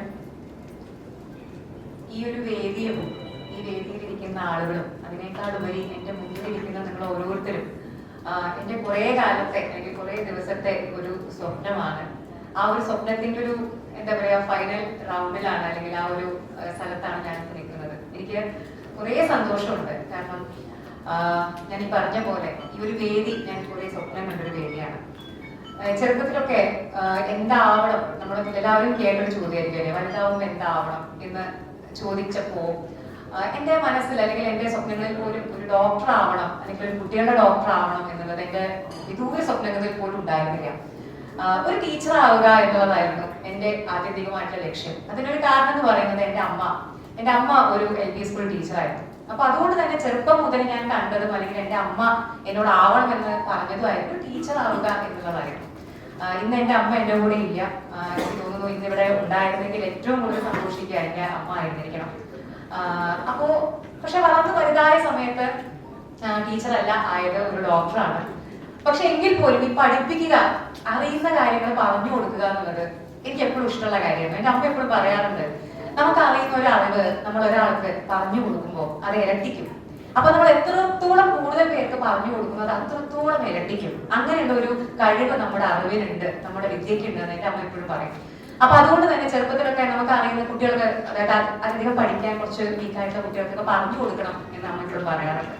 സോ ഇത് എന്റെ മനസ്സിൽ എന്നും ഒരു ആഗ്രഹമാണ്, അല്ലെങ്കിൽ എന്നും ഈ പഠിപ്പിക്കുക എന്നുള്ളത് എനിക്ക് എപ്പോഴും ഇഷ്ടമുള്ള കാര്യം. അതുകൊണ്ട് തന്നെ ഞാനൊരു കരിയർ ആദ്യം തുടങ്ങിയത് PKDAS മെഡിക്കൽ കോളേജിലാണ്. അതായത് ഒരു മെഡിക്കൽ കോളേജിൽ കുട്ടികളെ പഠിപ്പിക്കുക എന്നുള്ളത് എന്റെ വേറൊരു ആഗ്രഹമായിരുന്നു. അങ്ങനെ ഞാൻ ഇവൻച്വലി 2018 സോഷ്യൽ മീഡിയ ഇന്നിപ്പോ നമ്മൾ കാണുന്ന അത്ര ഫ്ലറിഷ് ചെയ്തിട്ടില്ല. ഈ ഫേസ്ബുക്കില് ഒരു പേജ് ഞാൻ സ്റ്റാർട്ട് ചെയ്യുന്നത് 2018 വിചാരിച്ചത് ഇത്രയേ ഉള്ളൂ. നമുക്ക് അറിയുന്ന ഡോക്ടർമാർക്ക് അറിയുന്ന കുറെ കാര്യങ്ങളുണ്ട്, പ്രത്യേകിച്ച് കുട്ടികളുടെ ഡോക്ടർമാർക്ക് കുറെ കാര്യങ്ങൾ അറിയാം. പക്ഷെ നമ്മുടെ മുമ്പിൽ വന്നിരിക്കുന്ന പാരന്റ്സിന് അവർക്ക് പല കാര്യങ്ങളിലും അജ്ഞതയുണ്ട്. നിങ്ങൾക്ക് അറിയാം, സോഷ്യൽ മീഡിയയിൽ നല്ല ഇൻഫർമേഷനേക്കാൾ 10 ഇരട്ടി വേഗത്തിലാണ് ഫേക്ക് ന്യൂസുകൾ. അത് തന്നെ വൈദ്യശാസ്ത്ര രംഗത്തായിരിക്കും ഏറ്റവും കൂടുതൽ ഫേക്ക് ന്യൂസുകൾ പടരുന്ന, അല്ലെങ്കിൽ നമുക്ക് അറിഞ്ഞൂടെ നമ്മൾ എത്ര വാട്സ്ആപ്പ് ഫോർവേഡ് മെസ്സേജുകളാണ് നിങ്ങൾക്ക് കിട്ടുന്നത്, എത്ര വാട്സ്ആപ്പ് ഫോർവേഡ് വോയിസ് മെസ്സേജുകളാണ് നിങ്ങൾക്ക് കിട്ടുന്നത്. കോവിഡിന്റെ സമയത്തൊക്കെ അതിന്റെ ഒരു കുത്തൊഴുക്കായിരുന്നു. അപ്പോ ഇതിൽ എന്താണ് ശരി എന്താണ് തെറ്റ് എന്നുള്ളത് എങ്ങനെയാണ് പൊതുജനം മനസ്സിലാക്കേണ്ടത്? അങ്ങനെ ഒരു ചിന്തയിൽ നിന്നാണ് ഞാൻ എന്റെ ഫേസ്ബുക്ക് പേജ് സ്റ്റാർട്ട് ചെയ്യുന്നത്. അതിലൂടെ ഞാൻ ചെറിയ ആദ്യം കുട്ടികളുടെ ആരോഗ്യത്തെ പറ്റി സംസാരിച്ചു തുടങ്ങി, പിന്നെ സ്ത്രീകളുടെ ആരോഗ്യത്തെ പറ്റി സംസാരിച്ചു തുടങ്ങി, പിന്നെ ജനറൽ ആയിട്ടുള്ള എല്ലാവരും അറിഞ്ഞിരിക്കേണ്ട പൊതു വിഷയങ്ങളെ പറ്റി സംസാരിച്ചു തുടങ്ങി. അതിന് വലിയൊരു റെസ്പോൺസ് ഉണ്ടായി. അപ്പൊ അങ്ങനെ ഞാനൊരു 2023 വരെയൊക്കെ പോയി. അപ്പോഴാണ് വേറൊരു ചിന്ത മനസ്സിൽ വന്നത്. കാരണം ഒരു വീഡിയോ നമ്മൾ ചെയ്യുന്നു, അത് അപ്പൊ കുറെ പേര് കേൾക്കുന്നു, കുറച്ച് കഴിഞ്ഞ് കഴിഞ്ഞാൽ അതിന്റെ പ്രാധാന്യം നഷ്ടപ്പെടുന്നു. പിന്നെ ഒരാൾ എന്നോട് ചോദിക്കുകയാണ്, ഡോക്ടർ അന്ന് അല്ലെങ്കിൽ ഒരു വിഷയത്തെ പറ്റി, ഇപ്പോ കുട്ടികളുടെ ഒരു വീസിംഗ് ആസ്മയെ പറ്റി ഡോക്ടർ ചെയ്ത ഒരു വീഡിയോന്റെ ലിങ്ക് ഉണ്ടോ എന്ന് ചോദിച്ചു കഴിഞ്ഞാൽ എന്റെ കയ്യിൽ ചിലപ്പോൾ ലിങ്ക് ഉണ്ടായെന്ന് വരില്ല. അപ്പൊ അതിന്റെ റീപ്രൊഡ്യൂസബിലിറ്റി വളരെ കുറവാണ്. അപ്പൊ ഞാൻ ആലോചിച്ചു, ഞാനിപ്പോ ഈ ചെയ്യുന്ന വീഡിയോസ് അല്ലെങ്കിൽ എഴുതുന്ന ആർട്ടിക്കിൾസ് ഒക്കെ ഒന്ന് കൂട്ടി വെച്ച് എപ്പോ വേണമെങ്കിലും നമുക്ക് നോക്കാൻ പറ്റുന്ന, പാരന്റ്സിന് വായിക്കാൻ പറ്റുന്ന ഒരു ബുക്കായിട്ട്, അത് ഒരു ബുക്ക് നല്ല കേട്ടോ. ഞാനിപ്പോ കുറച്ചു മുമ്പ് സുരേഷ് ഏട്ടൻ പറഞ്ഞ പോലെ എന്റെ മനസ്സിലൊരു 3-4 ബുക്കുകളുണ്ട്. അതിന്റെ ആദ്യത്തെ ബുക്കാണ്, രണ്ടാമത്തെ ബുക്ക് ഞാനിപ്പോ എഴുതിക്കൊണ്ടിരിക്കുകയാണ്. അത് നവജാത ശിശുക്കളെ പറ്റിയിട്ടാണ്. ഇപ്പൊ ശ്രീജ പറഞ്ഞില്ലേ, എനിക്ക് അശ്വതി പറഞ്ഞ പോലെ കണ്ണെഴുതാൻ പറ്റുമോ, പൗഡർ ഇടാൻ പറ്റുമോ, ഇതൊക്കെ നിങ്ങൾക്ക് അറിയുന്നതല്ലേ. ഒരു നവജാത ശിശു ഉണ്ടായി കഴിഞ്ഞാൽ ആദ്യം തന്നെ നമ്മൾ തേര് മയമ്പ് കൊടുക്കുന്ന ഇന്ന് നമ്മൾ ചെയ്യുന്ന ഒരു കാര്യമാണ്, തെറ്റാണ്, ചെയ്യാൻ പാടില്ലാത്തതാണ്. അപ്പൊ അങ്ങനെ പല കാര്യങ്ങൾ, പല തെറ്റിദ്ധാരണകൾ നമുക്കിടയിലുണ്ട്. അപ്പൊ അതുകൊണ്ട് അതിന്റെ ആദ്യത്തെ സംരംഭമാണ് ഈ ഒരു ബുക്ക്. പിന്നെ എന്തുകൊണ്ട് ഈ ഒരു വിഷയം ഞാൻ തെരഞ്ഞെടുത്തു, അതായത് കുട്ടികളെ ഞങ്ങളുടെ അല്ലെങ്കിൽ ഡോക്ടറെ ഞങ്ങളുടെ കുട്ടി ഓക്കെ ആണോ, ഈ ഒരു വിഷയം അതിൽ ഞാൻ പറഞ്ഞിരിക്കുന്നത് ജനിച്ച മുതൽ 18 വയസ്സ് വരെ, ഞങ്ങൾ പീഡിയാട്രിക്സ് ഡോക്ടർമാർ 18 വയസ്സ് വരെ നോക്കും. 18 വയസ്സ് വരെയാണ് കുട്ടികളുടെ ആ ഒരു കാലഘട്ടം. ആ കാലഘട്ടത്തില് ഒരു കുട്ടി, ഇന്ന് ഞങ്ങളുടെ അടുത്ത് വരുന്ന പാരന്റ്സ് എന്ന് പറഞ്ഞു കഴിഞ്ഞാൽ വെൽ എഡ്യൂക്കേറ്റഡ് ആയിട്ടുള്ള പാരന്റ്സ് ആണ്. ഇപ്പൊ ഇവിടെയുള്ള പീഡിയാട്രിഷ്യൻസിന് അറിയാം, നിങ്ങളൊരു കുട്ടി വന്ന് അവരെ സിംറ്റംസ് ഒക്കെ പറഞ്ഞു കഴിഞ്ഞാൽ അധിക പാരന്റ്സും കുട്ടിയുടെ ഡയഗ്നോസിസ് എന്താണെന്ന് നിങ്ങളോട് പറഞ്ഞുതരും. ഡോക്ടർ ഇതാണ് പ്രശ്നം, ഓക്കെ. ചില പാരന്റ്സ് നിങ്ങൾക്ക് വേണമെന്ന് മരുന്ന് പറഞ്ഞുതരും. ഇപ്പൊ ഞാൻ വർക്ക് ചെയ്യുന്ന ഷാർജയിലാണ്. പല സന്ദർഭങ്ങളിലും പലരും എന്നോട് ഇങ്ങോട്ട് പറയാത്ത, ഡോക്ടർ ഓഗ്മെന്റൻ എഴുതിയാൽ മതി, ആന്റിബയോട്ടിക് ഇങ്ങോട്ട് പറയും, ഏത് ബ്രാൻഡ് എഴുതണം, ഏത് മരുന്ന് എഴുതണം വരെ ഇന്ന് ഇങ്ങോട്ട് സജസ്റ്റ് ചെയ്യുന്ന പാരന്റ്സിന്റെ ഒരു കാലഘട്ടമാണ്. കാരണം അവരിത് കംപ്ലീറ്റ് ഗൂഗിൾ ചെയ്ത് പഠിച്ചിട്ടാണ് വരുന്നത്. ഈ സിംറ്റംസ് ഒക്കെ അടിച്ചു നോക്കി കഴിഞ്ഞാൽ ഗൂഗിൾ പറഞ്ഞു തരും ഇതൊക്കെയാണ് പോസിബിലിറ്റീസ്, കുട്ടിക്ക് അസുഖങ്ങൾ. അപ്പൊ അതുകൊണ്ട് അവരുടെ മനസ്സിൽ കൃത്യമായിട്ട് ഇന്നതായിരിക്കാം അസുഖം എന്നും ഇതിന് ഇന്നതാണ് ട്രീറ്റ്മെന്റ് എന്നും ചില സമയത്ത് ഒരു മരുന്ന് എഴുതി കഴിഞ്ഞാൽ ഈ മരുന്ന് വേണ്ട ഡോക്ടറെ ഇങ്ങോട്ട് പറയുന്ന പാരന്റ്സ് ആണ്. എന്നാൽ ഇതേ പാരന്റ്സിന്റെ അടുത്ത് തന്നെ ഞങ്ങൾ ചോദിക്കുകയാണ്, ഇപ്പൊ ഒരു 3 വയസ്സുള്ള കുട്ടിക്ക് എത്ര തൂക്കം വേണം, നിങ്ങളുടെ കുട്ടിക്ക് 3 വയസ്സിൽ എത്ര തൂക്കം വേണം, എത്ര ഉയരം വേണം, നിങ്ങളുടെ കുട്ടി എപ്പോ മുതൽ പാലും മുട്ടയൊക്കെ കഴിച്ചു തുടങ്ങണം, ഇങ്ങനെയുള്ള സിമ്പിൾ കാര്യങ്ങൾ നമുക്ക് കേൾക്കുമ്പോൾ വളരെ സിമ്പിൾ തോന്നും. നിങ്ങളുടെ കുട്ടി എപ്പോ അമ്മേനെ വിളിച്ചു തുടങ്ങണം, നിങ്ങളുടെ കുട്ടി എപ്പോ ഒരു വാചകം, ഒരു ചെറിയ വാചകം, എനിക്ക് അവിടെ പോകണം, എനിക്കിത് വേണം എന്നുള്ള കുഞ്ഞി വാചകം എപ്പോ പറഞ്ഞു തുടങ്ങണം എന്ന് ഇതേ പാരന്റ്സിനോട് ചോദിച്ചു കഴിഞ്ഞാൽ ഒരു 80% പാരന്റ്സിനും ഇതിനെ പറ്റി വലിയൊരു ഐഡിയ ഇല്ല. ഇതിന്റെ ഒരു പ്രോബ്ലം എന്താണെന്നറിയോ, ഒരു കുഞ്ഞിനൊരു അസുഖം വന്നാൽ ട്രീറ്റ് ചെയ്യാൻ എളുപ്പമാണ്. ഒരു കഫക്കെട്ടായിട്ടൊരു കുട്ടി ഞങ്ങളുടെ അടുത്ത് വന്നു, ട്രീറ്റ് ചെയ്യാം. ഇനി ഒരു ന്യൂമോണിയ ആണെങ്കിലും ട്രീറ്റ് ചെയ്യാം. എന്നാൽ ഇതേ കുട്ടി തന്നെ ഞങ്ങളുടെ അടുത്ത് വരികയാണ്, കുട്ടി നടക്കുന്നില്ല, കുട്ടിക്ക് ഒരു 3 വയസ്സായി 4 വയസ്സായി, കുട്ടി നടക്കുന്നില്ല എന്ന് പറഞ്ഞ് ഞങ്ങളുടെ അടുത്ത് വന്നു കഴിഞ്ഞാൽ അതിനെ ട്രീറ്റ് ചെയ്യാൻ ബുദ്ധിമുട്ടാണ്. കാരണം നമുക്ക് ആ ഒരു ട്രീറ്റ് ചെയ്യേണ്ട അല്ലെങ്കിൽ അത് കണ്ടുപിടിക്കേണ്ട ആ ഒരു ഗോൾഡൻ പീരീഡ് നമുക്ക് നഷ്ടപ്പെട്ടു. കാരണം ഒരു കുട്ടി ഒരു 1.25 വയസ്സാകുമ്പോഴേക്കും നടന്നു തുടങ്ങണം, 1.5 വയസ്സുള്ള കുട്ടി ഓടി തുടങ്ങണം, പടികൾ കയറി തുടങ്ങണം. ചിലപ്പോ ഈ അച്ഛനും അമ്മയ്ക്കും എന്റെ കുട്ടി ഇതൊന്നും ചെയ്യുന്നില്ല എന്ന് മനസ്സിലാവാൻ തന്നെ 3 വയസ്സും 4 വയസ്സൊക്കെ ആവുകയാണ്. അപ്പൊ ആ ഒരു സന്ദർഭത്തിൽ നമ്മുടെ അടുത്ത് കൊണ്ടുവരുമ്പോ ഇതിന്റെ കാരണം മനസ്സിലാക്കാനും നമുക്ക് ഇന്റർവീൻ ചെയ്യാൻ, അതായത് ഏർലി ഇന്റർവെൻഷൻ എന്ന് പറയും. ഏറ്റവും കൂടുതൽ early diagnosis and early intervention ആണ് ഇങ്ങനെയുള്ള കുട്ടികൾക്ക് നമ്മൾ കൊടുക്കേണ്ട ചികിത്സ. അത് പക്ഷേ ഈ ഏർലി എന്ന് പറയുന്ന ആ ഒരു വാക്ക് അവിടെ മിസ്സാവുകയാണ്. കാര്യം ഇത് മനസ്സിലാക്കാൻ തന്നെ ഒരു ഡോക്ടറെ അടുത്തേക്ക് എത്തണമല്ലോ. അതിനേക്കാൾ വലിയ തമാശയാണ് കുട്ടി സംസാരിക്കുന്നില്ല. ഇപ്പൊ ഈ കോവിഡ് കാലഘട്ടം കഴിഞ്ഞതിന് ശേഷം ഞങ്ങൾ ഏറ്റവും കാണുന്ന പ്രശ്നം അതാണ്. സോഷ്യലൈസേഷൻ, കുട്ടികൾ മനുഷ്യന്മാരെ കാണാത്തൊരു സന്ദർഭത്തിലൂടെയല്ലേ നമ്മൾ പോയത്. സോഷ്യലൈസേഷൻ കുട്ടികൾക്ക് പറഞ്ഞുകൊണ്ട് തന്നെ സ്പീച്ച് ഡിലേ. അതിനും നമ്മുടെ നാട്ടില് ഒരു പഴഞ്ചൊല്ലുണ്ട്, നിങ്ങൾ എത്ര പേര് കേട്ടിട്ടുണ്ടെന്ന് അറിയില്ല, ഞങ്ങളുടെ നാട്ടിലുണ്ട് പാലക്കാട്ടിലൊക്കെ, പല്ലും ചൊല്ലും വൈകി വരണം അത്ര. പല്ലും ചൊല്ലും വൈകി വരണം, അതായത് പല്ല് വൈകി വരുന്നതും കുട്ടികൾ സംസാരിക്കാൻ വൈകുന്നതും എന്തോ വലിയ ബുദ്ധിശക്തിയുടെ ഒരു ഇതാണെന്ന് ഞങ്ങളുടെ നാട്ടിലൊക്കെ എന്റെ ചെറുപ്പത്തിലൊക്കെ ഞാൻ പറഞ്ഞു കേട്ടിട്ടുണ്ട്. വലിയ അഭിമാനത്തോടു കൂടി പല അച്ഛന്മാർ പറഞ്ഞത് സംസാരിച്ചു തുടങ്ങിയിട്ടില്ല, അത് അവന്റെ അച്ഛനും അങ്ങനെയായിരുന്നു, അത് ബുദ്ധിയുടെ ഒരു ഇതാണ്. തെറ്റായിട്ടുള്ള കാര്യമാണ്. കുട്ടികൾ എന്ത് ചെയ്യാനും അത് നടക്കാൻ, ഓടാൻ, കൈകൊണ്ട്, ഇപ്പൊ കുറച്ചു മുമ്പ് രമേശ് സാറ് പറഞ്ഞ പോലെ കൈകൊണ്ട് ഇപ്പൊ പിൻസർ ഗ്രാഫ് 9 മാസത്തിൽ എന്താണ് പിൻസർ ഗ്രാഫ്? ഞണ്ട് പിടിക്കുന്ന പോലെ. ഇപ്പൊ ഒരു ചെറിയ കുന്നിക്കുരു കിടക്കുന്നുണ്ട് വയ്ക്കുക, ഇത് ഈ 2 വിരലുകൊണ്ട് ഇങ്ങനെ എടുക്കില്ലേ, നമ്മളിങ്ങനെ എടുക്കുക, അതിനാണ് പിൻസർ ഗ്രാഫ് എന്ന് പറയുക. അതായത് ഒരു ഞണ്ട് എടുക്കുന്ന പോലെ. ഇതൊരു കുട്ടിക്ക് ഒരു 9 മുതൽ 10 മാസത്തിനുള്ളിൽ വരണം.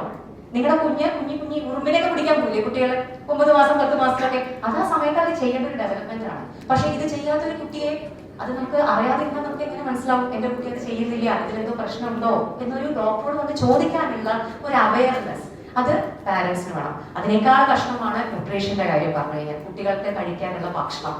ഞാൻ എന്റെ അടുത്ത് നല്ല എല്ലാ പീഡിയാട്രിഷ്യൻസിന്റെ അടുത്ത് വന്ന് 3 വയസ്സിലും 4 വയസ്സിലും വന്ന് പറയും, ഡോക്ടറെ കുട്ടി ഒരു വസ്തു ചവയ്ക്കണില്ല, എന്തു കൊടുത്താലും തുപ്പുകയാണ്, ഒന്നും ചവയ്ക്കണില്ല, വിഴുങ്ങുകയാണ്. അപ്പൊ നമ്മൾ ആദ്യം ഞങ്ങൾ ഹിസ്റ്ററി എടുക്കും, അതായത് ഡയറ്റ് ഹിസ്റ്ററി എടുക്കുമ്പോൾ നമ്മൾ ചോദിക്കും എപ്പോഴാ അപ്പൊ കുട്ടിക്ക് ഇപ്പൊ എന്താ കൊടുക്കണം? ഞാനൊരു 2-3 വയസ്സിൽ എല്ലാം മിക്സിയിൽ അടിച്ച് നല്ല പരുവമാക്കി പൾപ്പാക്കിയിട്ടാണ് കൊടുത്തിരിക്കുന്നത്. ഈ മിക്സിയിൽ അടിച്ച് പൾപ്പാക്കി കൊടുക്കുന്ന കുട്ടിക്ക് ചവയ്ക്കേണ്ട ആവശ്യമുണ്ടോ?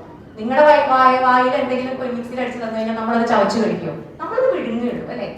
അങ്ങനെ ശീലിപ്പിച്ച ഒരു കുട്ടി എങ്ങനെയാണ് 3 വയസ്സാകുമ്പോൾ തന്നെ ചവച്ചു തുടങ്ങാൻ? ഒരിക്കലുമില്ല.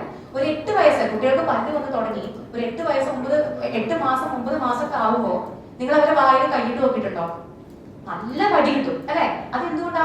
അവർക്ക് ആ ചൂ ചെയ്യാനുള്ള ആ ഒരു ത്വര ഉള്ളത് കൊണ്ടാണ്. അപ്പൊ ആ സമയത്ത് നമ്മൾ സെമി സോളിഡ് ആയിട്ടുള്ള എന്തെങ്കിലുമൊക്കെ കയ്യിൽ അവർക്ക് ചൂ ചെയ്യാനുള്ള ഭക്ഷണങ്ങൾ കൊടുത്തു തുടങ്ങണം. എങ്കിൽ മാത്രമാണ് നിങ്ങളുടെ കുഞ്ഞ് അത്തരത്തിലുള്ള ഭക്ഷണങ്ങൾ കഴിച്ച് ശീലിക്കുന്നു. അപ്പൊ ഇതൊക്കെ പാരന്റ്സിനെ, ഇന്നത്തെ പാരന്റ്സിനെ ഞാൻ കുറ്റപ്പെടുത്തുകയല്ല, പക്ഷെ എല്ലാവർക്കും തിരക്കാണ്, ജോലിയാണ്, 2 പേരും വർക്കിംഗ് ആയിരിക്കും. അപ്പൊ അതുകൊണ്ട് പലർക്കും ഇത് അറിയുന്നില്ല. അപ്പൊ അതുകൊണ്ടാണ് ഞാൻ ആദ്യത്തെ ബുക്കില് അസുഖങ്ങളൊക്കെ അവിടെ മാറി നിൽക്കട്ടെ, നിങ്ങളുടെ കുട്ടി നോർമലായിട്ട് ചെയ്യേണ്ട കാര്യങ്ങൾ എന്തൊക്കെയാണ്, എപ്പോ ഡെവലപ്മെന്റ്, ഗ്രോത്ത്, എങ്ങനെ തൂക്കം വെക്കണം, എത്ര ഉയരം വെക്കണം, ഡെവലപ്മെന്റ് പറഞ്ഞു കഴിഞ്ഞാൽ എന്തൊക്കെയാണ് ഓരോ പ്രായത്തിലും ചെയ്യേണ്ട കാര്യങ്ങൾ, ന്യൂട്രീഷൻ, ഓരോ പ്രായത്തിലും കഴിക്കേണ്ട ഭക്ഷണങ്ങൾ എന്തൊക്കെയാണ്, ഇമ്മ്യൂണൈസേഷൻ ഇന്നത്തെ വേറൊരു വലിയ ടോപ്പിക്കാണ്. അത് ഞാൻ പറഞ്ഞു കഴിഞ്ഞാൽ നിർത്താൻ പറ്റില്ല. നമ്മുടെ നാട്ടിൽ നമ്മുടെ തൊണ്ടവീക്കം, കണ്ടമുള്ള എന്നൊക്കെ പറയുന്ന ഡിഫ്തീരിയൊക്കെ ഞങ്ങളൊന്നും പഠിക്കുന്ന സമയത്ത് ഞങ്ങളൊന്നും ഒരു കേസ് കണ്ടിട്ടില്ല. കാരണം അന്ന് ഇമ്മ്യൂണൈസേഷൻ ഒക്കെ കുട്ടികൾക്ക് എല്ലാവർക്കും നമ്മൾ വാക്സിനേഷൻ പ്രോപ്പർ ആയിട്ട് എടുക്കുമായിരുന്നു. ഇന്ന് നമ്മുടെ ബുദ്ധി കൂടിക്കൊണ്ടുപോയതുകൊണ്ടായിരിക്കാം, അല്ലെങ്കിൽ വാക്സിൻ വിരുദ്ധർ വളരെ ശക്തമായിട്ട് സോഷ്യൽ മീഡിയ ഉപയോഗിക്കുന്നത് കൊണ്ടായിരിക്കാം ഇന്ന് പല അച്ഛനമ്മമാർക്കും ഇതിനെപ്പറ്റി വളരെയധികം കൺഫ്യൂഷൻസ് ആണ്. അതുകൊണ്ട് തന്നെ അവർക്ക് പേടി കാരണം പലരും ഈ വാക്സിനേഷൻസ് എടുക്കുന്നില്ല. അതുകൊണ്ട് തന്നെ നമ്മൾ ഇവിടെ നിന്നൊക്കെ പോയി എന്ന് വിചാരിച്ച പല അസുഖങ്ങളും ഇത് തിരിച്ചു വരികയാണ്. 5-ാം പനി, കണ്ടവീക്കം, തൊണ്ടമുള്ള, ഈ ഡിഫ്തീരിയയുടെ ഒക്കെ പ്രോബ്ലം വന്നു കഴിഞ്ഞാൽ, അതൊക്കെ വന്നു കഴിഞ്ഞാൽ ഇത്ര കുട്ടികൾ മരണപ്പെട്ട പേര് നമ്മൾ എല്ലാവരും വായിച്ചതാണ് കോഴിക്കോടൊക്കെ. അപ്പോ അതുകൊണ്ടാണ് ഈ ഒരു ടോപ്പിക് ഞാൻ തിരഞ്ഞെടുത്തത്. സോ ഇത് പാരന്റ്സിന് അവർക്ക് മനസ്സിലാവുന്ന ഭാഷയിൽ മലയാളത്തിൽ എനിക്ക് പറ്റാവുന്ന രീതിയിൽ ചിത്രങ്ങളൊക്കെ കൊടുത്തിട്ടാണ്, ആർക്കും വായിച്ചാൽ മനസ്സിലാവുന്ന രീതിയിലാണ് എഴുതിയിരിക്കുന്നത്. നിങ്ങൾ എല്ലാവരും വായിച്ചു നോക്കൂ, എന്നിട്ട് അഭിപ്രായങ്ങൾ അറിയിക്കൂ. പിന്നെ ഇത്രയുമാണ് ബുക്കിനെ പറ്റി പറയാനുള്ളത്. ഇനി എനിക്ക് കുറച്ച് പേരുടെ പേര് ഇവിടെ മെൻഷൻ ചെയ്തിട്ടില്ലെങ്കിൽ ഞാൻ കുറച്ച് സമയം എടുക്കും. എന്നാൽ പോലും അത് ചെയ്യാതെ എനിക്ക് മുന്നോട്ട് പോകാനോ അല്ലെങ്കിൽ ഇത് നിർത്താനോ സാധിക്കില്ല. അതിലെനിക്ക് ആദ്യം തന്നെ താങ്ക് യു പറയേണ്ടത് DC ബുക്സിനോടാണ്. DC ബുക്സിന്റെ പ്രതിനിധിയായിട്ട് ദീപ്തിയോടെ വന്നിട്ടുണ്ട്. ആദ്യമായിട്ട് ദീപ്തിയുടെ ക്ഷമയോടാണ് എനിക്ക് താങ്ക്സ് പറയാനുള്ളത്. കാരണം ഞാൻ ഓൾമോസ്റ്റ് ഒരു പെർഫെക്ഷനിസ്റ്റിന്റെ ഒരു ചെറിയൊരു പ്രശ്നമൊക്കെ എനിക്കുണ്ട്. അപ്പോൾ അതുകൊണ്ട് ഞാൻ ഓരോ കുത്തും കോമയും പുള്ളിയും ഇങ്ങനെ ദീപ്തിനെ വിളിച്ചിട്ട് ഇതിന്റെ എഡിറ്റിങ്ങിന്റെ സമയത്ത് ഞാൻ കോട്ടയത്ത് പോയി ഇരുന്ന് DC ബുക്സിന്റെ അവിടെ പോയി ഇരുന്ന് ദീപ്തിയെ കൊണ്ട്, പക്ഷെ ഒരു വിഷമങ്ങളും ഇല്ലാതെ നമ്മൾ പറയുന്ന പോലെ എല്ലാ കാര്യങ്ങളും കേട്ട് പെർഫെക്റ്റ് ആയിട്ട് ഞാൻ എങ്ങനെ ആഗ്രഹിച്ചോ, ബുക്കിന്റെ കവർ അടക്കം അതിന്റെ എഴുത്തടക്കം ഞാൻ എങ്ങനെയാണോ എന്റെ ബുക്ക് വേണമെന്ന് ആഗ്രഹിച്ചത് അത് അതേപോലെ എന്റെ കയ്യിലേക്ക് തന്ന DC ബുക്സിനും ദീപ്തിക്കും രവി സാറിനും, പ്രത്യേകിച്ച് രവി സാറിനോട് വന്നിട്ടില്ല എങ്കിൽ പോലും ഞാൻ എന്റെ നന്ദി അറിയിക്കുകയാണ്. പിന്നെ എനിക്ക് അടുത്തതായിട്ട് പറയാനുള്ളത്, ഞാൻ ആദ്യം എന്റെ ബുക്കില് എന്നെ സഹായിച്ച ആളുകളെയാണ്. പുരുഷോത്തമൻ സർ, എനിക്ക് സാർ കുറച്ചും കൂടെ പറഞ്ഞു, സാർ ചെറിയ രീതിയിലൊക്കെ എന്റെ ബുക്കിനെ സഹായിച്ചത്. ഒരിക്കലും അല്ല ചെറിയ രീതിയെന്ന് എനിക്ക് പറയാൻ പറ്റില്ല. കാരണം ഞാൻ എഴുതിയത് ഒരു നോവലോ ചെറുകഥയോ ഒന്നുമല്ല. കാരണം നമുക്ക് അങ്ങനെയുള്ള കാര്യത്തിനെ പറ്റി വായിച്ച് നന്നായോ മോശമായോ എന്ന് പറയാനേ പറ്റൂ. അത് തെറ്റാണോ ശരിയാണോ നമുക്ക് പറയാൻ സാധിക്കില്ല. പക്ഷെ ഞാൻ എഴുതിയത് മെഡിക്കലായിട്ടുള്ള ഒരു കാര്യമാണ്. വൈദ്യശാസ്ത്ര രംഗത്ത് ഞാൻ വളരെ സീനിയർ ആയിട്ടുള്ള ഒരു ശിശുരോധ വിദഗ്ധയൊന്നുമല്ല. എന്നേക്കാൾ സീനിയർ ആയിട്ടുള്ള രമേശ് സാറെ പോലെ, പുരുഷോത്തമൻ സാറെ പോലെ എന്നൊക്കെ ഞാൻ ഗുരുതുല്യരായിട്ട് കാണുന്ന എത്രയോ ഡോക്ടർമാര്, അത്രയും പ്രഗത്ഭരായിട്ടുള്ള ഡോക്ടർമാർ ഇവിടെ ഉണ്ട്. അപ്പൊ ഞാൻ ഇങ്ങനെ ഒരു കാര്യത്തിൽ ഒരു ബുക്ക് എഴുതുമ്പോൾ അതിൽ എന്തെങ്കിലും ഒരു മിസ്റ്റേക്ക് വന്നു പോയി കഴിഞ്ഞാൽ ഞാൻ എന്റെ വീഡിയോസിൽ വളരെ ശ്രദ്ധിക്കാറുണ്ട്. ഞാനിപ്പോ എന്റെ വിഭാഗത്തിലല്ലാത്ത ഒരു ടോക്ക് ഞാൻ ചെയ്യുകയാണെങ്കിൽ, ഒരു കാർഡിയോളജിയാണ് ഞാൻ ചെയ്യുന്നതെങ്കിൽ ഞാൻ എനിക്കറിയുന്ന കാർഡിയോളജിസ്റ്റുകളെ വിളിച്ച് ചോദിക്കും. ഞാൻ രാജശേഖരൻ സാറെ ഗ്യാസ്ട്രോന്റെ കാര്യങ്ങൾ ഞാൻ സാറെ വിളിക്കാറുണ്ട്. കാരണം ഞാൻ അതിൽ എക്സ്പേർട്ട് അല്ല. അപ്പൊ ഞാൻ അതിലൊരു ടോക്ക് ചെയ്യുന്ന സമയത്ത് അതിൽ ഫാക്ച്വൽ ആയിട്ടുള്ള എറേഴ്സ് വരരുത്. അതാണ് നമ്മുടെ ആധികാരികത. ഞാനൊരു ഡോക്ടർ ആയതുകൊണ്ട് തന്നെ നമ്മൾ പറയുന്നത് കൊണ്ട് ഒരിക്കലും ഒരു തെറ്റായ ഇൻഫർമേഷൻ ആർക്കും പോകരുത്. അപ്പൊ അതുകൊണ്ട് അതിന്റെ എക്സ്പേർട്ടുകളെ ഞാൻ എപ്പോഴും കൺസൾട്ട് ചെയ്യാറുണ്ട്. അപ്പോൾ എന്റെ ബുക്ക് എഴുതുമ്പോഴും എനിക്ക് അത് വായിച്ച് എനിക്ക് തിരുത്താൻ ഞാൻ എനിക്ക് എന്റെ മനസ്സിൽ ആദ്യം വന്ന പേര് പുരുഷോത്തമൻ സാറിന്റെ പേരാണ്. കാരണം സാർ എല്ലാം എവിഡൻസ് ബേസ്ഡ് ആണ്. സാർക്ക് എന്തിനും ഏതിനും സാർക്ക് കാരണങ്ങളുണ്ട്. എല്ലാം ശാസ്ത്രീയമായിട്ടുള്ള കാര്യങ്ങൾ മാത്രമാണ് സാർ സംസാരിക്കാറുള്ളത്. തെറ്റ് കണ്ടാൽ സാർ തെറ്റ എന്ന് തന്നെ പറയാറുണ്ട്. സോ സത്യത്തിൽ ആ ബുക്കിന്റെ സാർ എഡിറ്റിംഗ് മാത്രമല്ല ചെയ്തത്. ഞാൻ എപ്പോഴും ആലോചിക്കാറുണ്ട്, ഡെവലപ്മെന്റ് എന്ന് പറയുന്ന ഇംഗ്ലീഷ് പദത്തിന് എനിക്ക് അതിന് തത്തുല്യമായിട്ടുള്ള ഒരു മലയാളം പദം ഞാൻ എത്ര ആലോചിച്ചിട്ടും കിട്ടിയില്ല. അപ്പൊ ഞാൻ ബുദ്ധി വികാസം എന്ന് എഴുതി മലയാളത്തില്. ഡെവലപ്മെന്റ്, കുട്ടിയുടെ ഡെവലപ്മെന്റ് എന്നുള്ളത്. അപ്പൊ ഞങ്ങൾ ഇംഗ്ലീഷിലാണല്ലോ പഠിക്കുന്നത്. അപ്പൊ അതിനെ മലയാളത്തിലേക്ക് മാറ്റുന്ന ഒരു അവസ്ഥ എനിക്ക് വന്നിട്ടില്ല. ഞാൻ ബുദ്ധി വികാസം എന്ന് എഴുതി വെച്ചു. അപ്പൊ സാറ് എന്റെ അടുത്ത് സാറൊക്കെ എനിക്ക് വോയിസ് അയക്കാം. ഞങ്ങൾ അങ്ങോട്ടും ഇങ്ങോട്ടും വോയിസിലാണ് അങ്ങോട്ടും ഇങ്ങോട്ടും അയക്കാം. സാർ പറഞ്ഞു, സൗമ്യ ബുദ്ധി വികാസം എന്ന് പറഞ്ഞു കഴിഞ്ഞാൽ അതങ്ങ് ഒരു കംപ്ലീഷൻ വന്നില്ല. നമുക്ക് ബുദ്ധി നൈപുണ്യ വികാസം എന്ന് എഴുതാം. ബുദ്ധി നൈപുണ്യ വികാസം. അപ്പോഴാണ് എനിക്ക് തോന്നിയത് ശരിയാണല്ലോ, അതാണ് അതിന്റെ ആക്ട് വേർഡ്. ഞാൻ പറഞ്ഞു വന്നത് ഞാൻ എഴുതിയതിന് തെറ്റോ ശരിയോ അല്ല. അതിലെ ഓരോ വാക്കുകളും സാറ് അങ്ങനെ വായിച്ച് എനിക്ക് ആ ബുക്ക്, കാരണം ഞാനിപ്പോ ആ ബുക്ക് വായിച്ചിട്ടുള്ള ഓരോ ചാപ്റ്റേഴ്സും അതേപോലെ അതിനേക്കാൾ കൂടുതൽ സാർ ആ ബുക്കിലെ ഓരോ വരികളും വായിച്ച് എന്നെ തിരുത്തിയിട്ടുണ്ട്. സാറ് തൃശ്ശൂർ മെഡിക്കൽ കോളേജിലെ മുൻ HOD ആണ്, ശിശുരോഗ വിഭാഗം. ഇപ്പൊ സാർ MBS മെഡിക്കൽ കോളേജിലെ HOD ആണ്. സോ എനിക്ക് സാറിനോട് എത്ര താങ്ക്സ് പറഞ്ഞാലും മതിയാവില്ല. കാരണം സാറിന്റെ സമയമാണ് സാർ എനിക്ക് തന്നത്. പിന്നെ സുൽഫി സാറാണ്. സുൽഫി സാറിന് ഇവിടെ വരാൻ പറ്റിയിട്ടില്ല. സാറും എന്നും നമുക്കൊരു ഗൈഡൻസ് ആണ്. അപ്പൊ സാറേയും ഞാൻ ഈ അവസരത്തിൽ ഓർക്കുകയാണ്. പിന്നെ ഈ ബുക്കിന്റെ മെഡിക്കൽ ആയിട്ടുള്ള നോൺ മെഡിക്കോസ് ആയിട്ടുള്ള കുറച്ച് പേര് എന്നെ സഹായിച്ചിട്ടുണ്ട്. ഞാൻ പറഞ്ഞല്ലോ, ഈ ബുക്കിൽ ഞാൻ കുറേ ചിത്രങ്ങൾ എളുപ്പത്തിൽ മനസ്സിലാകാൻ വേണ്ടി പരപ്പിച്ചിട്ടുണ്ട്. അപ്പോൾ ദീപ്തി ഞാനും അങ്ങനെ ഡിസ്കസ് ചെയ്തപ്പോൾ ദീപ്തി പറഞ്ഞു, നമ്മൾ ഗൂഗിളിൽ നിന്നൊക്കെ ചിത്രങ്ങൾ എടുക്കുന്ന സമയത്ത് അതിന് പല ടെക്നിക്കാലിറ്റി ഇഷ്യൂസ് ഉണ്ട്. ചിലപ്പോൾ നമുക്കത് കോപ്പിറൈറ്റ് ഉണ്ടാവും.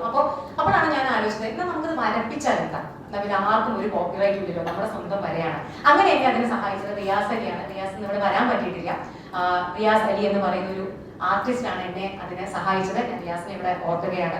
അതുപോലെ ഈ ബുക്കിന്റെ കവർ ഡിസൈൻ ചെയ്തിരിക്കുന്നത് വളരെ ചെറിയൊരു കൊച്ചു പയ്യനാണ്, സിദ്ദിഖ്. ഞങ്ങളുടെ ഇലക്ഷൻ ക്യാമ്പയിനൊക്കെ എപ്പോഴും ഞങ്ങളുടെ നെടുന്തൂണായി ഞങ്ങളുടെ പോസ്റ്ററൊക്കെ ഡിസൈൻ ചെയ്യാൻ ഞങ്ങളെ സഹായിച്ചിരുന്ന ആളാണ് സിദ്ദിഖ്. സിദ്ദിഖ് അലനൂർ എന്നാണ് അവന്റെ പേര്. അവനാണ് ആ കവർ ഡിസൈൻ. ഞാനും വേറെ ഒരു കൊച്ചു പെൺകുട്ടി കൂടി ചിരിച്ചിരിക്കുന്ന കവർ ഡിസൈൻ ചെയ്തത് അവനാണ്. അതുപോലെ ഈ ഫോട്ടോ, ഈ ഞങ്ങൾ രണ്ടുപേരുടെ ഫോട്ടോ എടുക്കുന്നത് റഹീസ് സനി. അതുപോലെ തന്നെ ആ കൊച്ചു മോള് സൈനബ് എന്നാണ് അവളുടെ പേര്. ഞങ്ങൾ ആ ഫോട്ടോ എടുത്തത് ഷാർജ വെച്ചിട്ടാണ്. സൈനബ് എന്റെ ഒരു അടുത്ത സുഹൃത്ത്, ഞങ്ങളുടെ ഒരു കോമൺ സുഹൃത്ത് അൽജാസിന്റെ മോളാണ്. അപ്പൊ അവള് സ്കൂള് വിട്ട് ഓടി, ഡ്രസ്സ് ജസ്റ്റ് ചേഞ്ച് ചെയ്ത് ഓടി വന്നിട്ടാണ് എനിക്ക് ആ ഫോട്ടോ, അത്രയും ക്യൂട്ട് ആയിട്ടുള്ള ആ ഫോട്ടോ എനിക്ക് എടുക്കാൻ വേണ്ടിയിട്ട് മോഡലായിട്ട് നിന്ന് തന്നത്. അപ്പോൾ ഞാൻ സൈനബിനെ ഞങ്ങൾ ഓർക്കുകയാണ്. അതുപോലെ തന്നെ എന്റെ ഫാമിലി ഫ്രണ്ട്സ്, നിങ്ങൾക്ക് അറിയാലോ, ആ ഒരു രണ്ട് തൂണുകളില്ലാതെ നമുക്ക് എന്തും ചെയ്യാൻ ബുദ്ധിമുട്ടാണ്. സോ എന്റെ ഫാമിലി എന്ന് പറഞ്ഞു കഴിഞ്ഞാൽ അച്ഛൻ, എന്റെ അനിയന്റെ ഫാമിലി ഉണ്ട്, സരിൻ, എന്റെ മോള് സ്വാതിക, പാപ്പു എന്നാണ് ഞങ്ങൾ വിളിക്കാം. പാപ്പുവിനെ പ്രത്യേകിച്ച് എനിക്ക് ഇതിവിടെ പറയാതിരിക്കാൻ പറ്റില്ല. കാരണം ഈ ബുക്ക് എഴുതുന്ന സമയത്ത് ഇടയ്ക്കൊക്കെ നമുക്ക് മടി നമ്മുടെയൊക്കെ കൂടപ്പുറമാണല്ലോ. അപ്പൊ ഇടയ്ക്കൊന്ന് ഞാൻ ഇങ്ങനെ ഒന്ന് സ്ലോ ആവും. അപ്പോ ഞാൻ അവളടുത്ത് പഠിക്കാൻ പറഞ്ഞ സമയത്ത് അവളെ അടുത്ത് അപ്പൊ പറയുന്നത് തിരിച്ച്, അമ്മ ആദ്യം നമ്മളെ ബുക്ക് കംപ്ലീറ്റ് ചെയ്യും, അമ്മ ആദ്യം നമ്മളെ ബുക്ക് കംപ്ലീറ്റ് ചെയ്തിട്ട് എന്റെ അടുത്ത് പഠിക്കാൻ പറഞ്ഞാൽ മതി, അപ്പൊ ഞാൻ പഠിക്കാം എന്ന് പറഞ്ഞ് ഇങ്ങനെ എന്നെ കുത്തി ആ ബുക്ക് എന്നെ കൊണ്ട് കംപ്ലീറ്റ് ചെയ്യിപ്പിച്ചതിൽ വലിയൊരു പങ്ക്, അതായത് വേഗം കംപ്ലീറ്റ് ചെയ്യിപ്പിച്ചതിൽ വലിയൊരു പങ്ക് എന്റെ മോൾക്കുണ്ട്. സോ പാപ്പുവിനെ എന്നോട് ഓർക്കുകയാണ്. അതുപോലെ തന്നെ എന്റെ ഫ്രണ്ട്സ്, അതിൽ ഇനി ഒരാളെ എനിക്ക് പേരെടുത്ത് പറയാൻ ഞാൻ ആഗ്രഹിക്കുന്നില്ല. ഞങ്ങളൊരു കൂട്ടായ്മ ഉണ്ട്, ചെറിയൊരു കൂട്ടായ്മ. എന്തിനും ഏതിനും നമ്മുടെ സപ്പോർട്ടായിട്ടുള്ള ഒരു ആവേശ കമ്മിറ്റി എപ്പോഴും ഞങ്ങൾക്കുണ്ട്. അത് എനിക്ക് മാത്രമല്ല, ഞങ്ങളുടെ എല്ലാവരുടെയും. അപ്പൊ ഈ ഒരു ബുക്കിന്റെ റിലീസിനും അവരിൽ അധിക ആളുകൾ ഇവിടെ വന്നിട്ടുണ്ട്. സോ അവരെയും ഞാൻ ഈ അവസരത്തിൽ ഓർക്കുകയാണ്. അതിൽ തന്നെ എനിക്ക് പ്രത്യേകം പറയേണ്ട പേരാണ് സുധീർ മോഹന്റെ പേര്. കാരണം സുധീറാണ് എനിക്ക് ഇവിടെ, കൊച്ചിയിലാണ് ഈ പരിപാടി നടക്കുന്നത്. ഈ കൊച്ചിയിൽ എവിടെ വന്നാലും സ്തുതികളാണ് എന്റെ സാരഥി. എങ്ങോട്ട് പോകാനും എന്ത് ചെയ്യാനും ഈ ഹോള് വന്ന് കണ്ടത് ബുക്ക് ചെയ്തതും ഒക്കെ ഞങ്ങൾ രണ്ടാളും കൂടിയിട്ടാണ്. അപ്പൊ സ്തുതിയുടെ പേര് പറയാതെ എനിക്ക് എന്തായാലും മുന്നോട്ട് പോകാൻ പറ്റില്ല. സോ കടുത്ത പ്രതിഷേധം രേഖപ്പെടുത്തുന്നു. അങ്ങനെയല്ല ഞാൻ പറഞ്ഞു കേട്ടു. പിന്നെ മുരളിച്ചേട്ടൻ, ഞങ്ങളുടെയൊക്കെ മൂത്ത ജ്യേഷ്ഠനായിട്ട് ഞങ്ങൾ കണക്കാക്കുന്ന മുരളി കുമാരകുടി മുരളിച്ചേട്ടനൊന്നും ഇവിടെ പങ്കെടുക്കാൻ പറ്റിയിട്ടില്ല. ഞങ്ങളുടെ എല്ലാവരുടെയും ഒരു മാർഗദീപമുണ്ട് അല്ലെ. ഞങ്ങളുടെയൊക്കെ ഒരു മൂത്ത ഏട്ടനാണ്, ഞങ്ങളുടെ കൂട്ടായ്മയിലെ ഒരു വലിയേട്ടനാണ്. സോ ഈ ബുക്ക് എഴുതാൻ മുരളിച്ചേട്ടന്റെ ചേട്ടനും വൈഫും വന്നിട്ടുണ്ട്. വളരെ സന്തോഷം, റെപ്രസെന്റേറ്റീവ്സ് എന്ന രീതിയിൽ. പക്ഷെ ഈ ഒരു ബുക്ക് ഞാൻ ആദ്യമായിട്ട് എഴുതാൻ തുടങ്ങിയപ്പോൾ തന്നെ ഞാൻ ആദ്യം വിളിച്ചത് മുരളിച്ചേട്ടനെയാണ്. മുരളിച്ചേട്ടനാണ് എനിക്കിതെല്ലാം കോർഡിനേറ്റ് ചെയ്തത്. ഇനി എനിക്ക് താങ്ക്സ് പറയാനുള്ളത് ഈ വേദിയിലിരിക്കുന്ന ഓരോ ആളുകളോടാണ്. അതിൽ ആദ്യം തന്നെ ഹൈബിയോടാണ്. ഹൈബി പറഞ്ഞ പോലെ ഞങ്ങൾ ആദ്യമായിട്ടാണ് നേരിട്ട് കാണുന്നത്. അങ്ങോട്ടും ഇങ്ങോട്ടും അറിയാതിരിക്കാനുള്ള വഴികളില്ല, ഞങ്ങൾക്ക് അങ്ങോട്ടും ഇങ്ങോട്ടും നന്നായിട്ട് അറിയാം. പക്ഷെ നേരിട്ട് ഇൻ പേഴ്സൺ കാണുന്നത് ആദ്യമായിട്ടാണ്. പക്ഷെ ഞാൻ ഈ ഒരു പരിപാടിക്ക് വേണ്ടിയിട്ട് ഹൈബിയെ വിളിച്ച സമയത്ത് എനിക്ക് ഒരു സങ്കോചമൊക്കെ ഉണ്ടായിരുന്നു. കാരണം നമ്മളൊരു MP എന്ന് പറയുമ്പോൾ എത്ര തിരക്കലായിരിക്കും. അപ്പൊ ഒരു പരിപാടിക്ക് വിളിച്ച് ഇൻവൈറ്റ് ചെയ്യുക എന്നുള്ളതിൽ പരം ഞാൻ ഹൈബിയെ ഉപദ്രവിച്ചിട്ടുണ്ട്. കാരണം 3-ാം തീയതിയാണ് ആദ്യത്തെ പരിപാടി സെറ്റ് ചെയ്തത്, അത് പോസ്റ്റ്പോണ്ട് ആയി. എനിക്ക് അതിന് അപ്പൊ ആദ്യം വെച്ച വെന്യൂ ഈ ദിവസത്തേക്ക് അവൈലബിൾ അല്ല. എനിക്കിവിടെ കൊച്ചിയില് ഞാൻ ആദ്യം ഹൈബിയോട് വെച്ചു ഏതായിരിക്കും ഞാൻ വെന്യൂ എവിടെ വേണം. അപ്പൊ ഹൈബിയാണ് സത്യത്തിൽ ഈ IMA ഹൗസ് ഇവിടെ പോയി നോക്കാൻ ഞാൻ അവിടേക്ക് വിളിച്ചു പറയാം. പല കാര്യങ്ങൾക്ക് എന്നെ ഇങ്ങോട്ട് വിളിച്ചിട്ട് സംസാരിച്ചിട്ടുണ്ട്. സോ ഹൈബിയോടെ എനിക്ക് ഫോർമാലിറ്റി ആയിട്ട് പറയുന്നതല്ല, പക്ഷെ എങ്കിൽ പോലും ഞാൻ താങ്ക്സ് പറയുകയാണ്. അതുപോലെ എനിക്കിത് വേറൊരു സന്തോഷം കൂടിയുണ്ട്. ഹൈബിയുടെ വൈഫ് അന്ന, ഞങ്ങൾ തമ്മിൽ വളരെ പഴയ ഒരു ബന്ധമുണ്ട്. ഞങ്ങള് 15 വയസ്സിലാണ് ഞങ്ങൾ ലാസ്റ്റ് കണ്ടിട്ടുണ്ടാവുക, 10ാം ക്ലാസ് പഠിക്കുമ്പോൾ. അതിനുശേഷം ഞങ്ങൾ ഇന്നാണ് കാണുന്നത്. അന്നയും ഈ പറഞ്ഞ പോലെ ഹൈബിയുടെ വൈഫ് ആയതിനു ശേഷം ഞാനിങ്ങനെ കാണുന്നുണ്ട്. അന്നയാണെന്ന് അറിയാം, അന്ന എന്നെയും കണ്ടിട്ടുണ്ടായിരിക്കും. പക്ഷെ ഞങ്ങൾ ഇന്ന് ഈ ബന്ധം എന്താന്ന് പറഞ്ഞു കഴിഞ്ഞാൽ ഞങ്ങൾക്കൊക്കെ കുറച്ച് കലാപരമായ അസ്ഥിരതകൾ ഉണ്ടായിരുന്നു പഠിക്കുന്ന സമയത്ത്, കോളേജ് സ്കൂൾ പഠിക്കുന്ന സമയത്ത്. ഈ കലോത്സവത്തിന് അന്നത്തെ ഒരു ട്രെൻഡാണല്ലോ ഞങ്ങളുടെയൊക്കെ ഹൈസ്കൂൾ കാലഘട്ടം. അപ്പോ ചാക്യാർ കൂത്ത് പഠിക്കാൻ ഞങ്ങൾ രണ്ടുപേരും ഒരേ ഗുരുവിന്റെ അടുത്താണ്, വൈകുളം നാരായണ ചാക്യാരുടെ അടുത്ത് ഞങ്ങൾ ഗുരുകുല വിദ്യാഭ്യാസത്തിൽ നിന്നിട്ടുണ്ട്. അതായത് അവിടെ ഈ ചാക്യാർമാരുടെ ഭാഷ പഠിക്കാൻ നമ്മൾ അവരുടെ കൂടെ താമസിക്കുന്ന ഒരു പരിപാടി ഉണ്ട്. അപ്പൊ അതുകൊണ്ട് തന്നെ എനിക്ക് ഇപ്പോഴും ഓർമ്മ, അന്നയ്ക്ക് ഈ ഭാഷ പഠിക്കുമ്പോൾ ചില്ലറയല്ല. കാര്യം അത് നമ്പൂതിരി ഭാഷയല്ല, അവരൊരു സ്പെസിഫിക് ഭാഷയാണ്. അന്നയുടെ ഭാഷ കോട്ടയം ഭാഷ തന്നെ മാറ്റിയെടുക്കാൻ ചാക്യാർ പഠിച്ച 18 നോക്കിയത് എനിക്ക് ഇപ്പോഴും ഓർമ്മയുണ്ട്. അന്ന എന്തായാലും എന്ന് വെച്ചാൽ അത് ഈസി ആയിട്ടുള്ളൊരു കാര്യമല്ല. അങ്ങനെ അന്നയും അന്നയുടെ അച്ഛനാണ് അന്നയുടെ കൂടെ ഉണ്ടാവാറുള്ളത്. ഞാനും എന്റെ അച്ഛനും ആയിരിക്കും. അപ്പൊ ഈ അച്ഛന്മാർ തമ്മിൽ എപ്പോഴും നല്ല ക്ലോസ് ആയിരിക്കും. കാര്യം ഞങ്ങളുടെ ട്രെയിനിങ്ങുമായിട്ട് മുന്നോട്ട് പോകുന്ന സമയമാണല്ലോ. അപ്പൊ അങ്ങനെ അന്നയും ഞാനും തമ്മിലൊരു, അന്ന് നമ്മുടെ കൂടെ കാവ്യമാധവനും ഉണ്ടായിരുന്നു, നടിയായിട്ടുള്ള കാവ്യമാധവൻ. ഞങ്ങൾ 3 പേരുമായിരുന്നു ആക്ച്വലി ഒരുമിച്ച് ഉണ്ടായിരുന്നത്. സോ അതും ഞാനിപ്പോ ഓർക്കുകയാണ്. അപ്പൊ അന്നയും കണ്ടത് വളരെ സന്തോഷം. പിന്നെ രമേശ് സാറ് ഈ പറഞ്ഞ പോലെ തന്നെ സാധാരണ ഡോക്ടേഴ്സിന്റെ ഇടയിൽ വളരെ സീനിയർ ആയി പോകുന്ന സമയത്ത്, പ്രത്യേകിച്ച് സാറെ പോലെ നാഷണൽ ലെവലിലൊക്കെ ഒരു പൊസിഷനിൽ ഇരുന്ന ഒരാൾക്ക് സാധാരണ രീതിയിൽ താഴെയുള്ള, ഞങ്ങളുടെ ഇടയിലുള്ള ഒരു പ്രശ്നമാണത്, താഴെയുള്ള ഡോക്ടർമാരെ അത്ര ഒരു മൈൻഡും കാര്യമൊന്നും നമുക്ക് സാധാരണ കാണാറില്ല. അവർ അത്ര ഫ്രണ്ട്ലി ആവാറില്ല.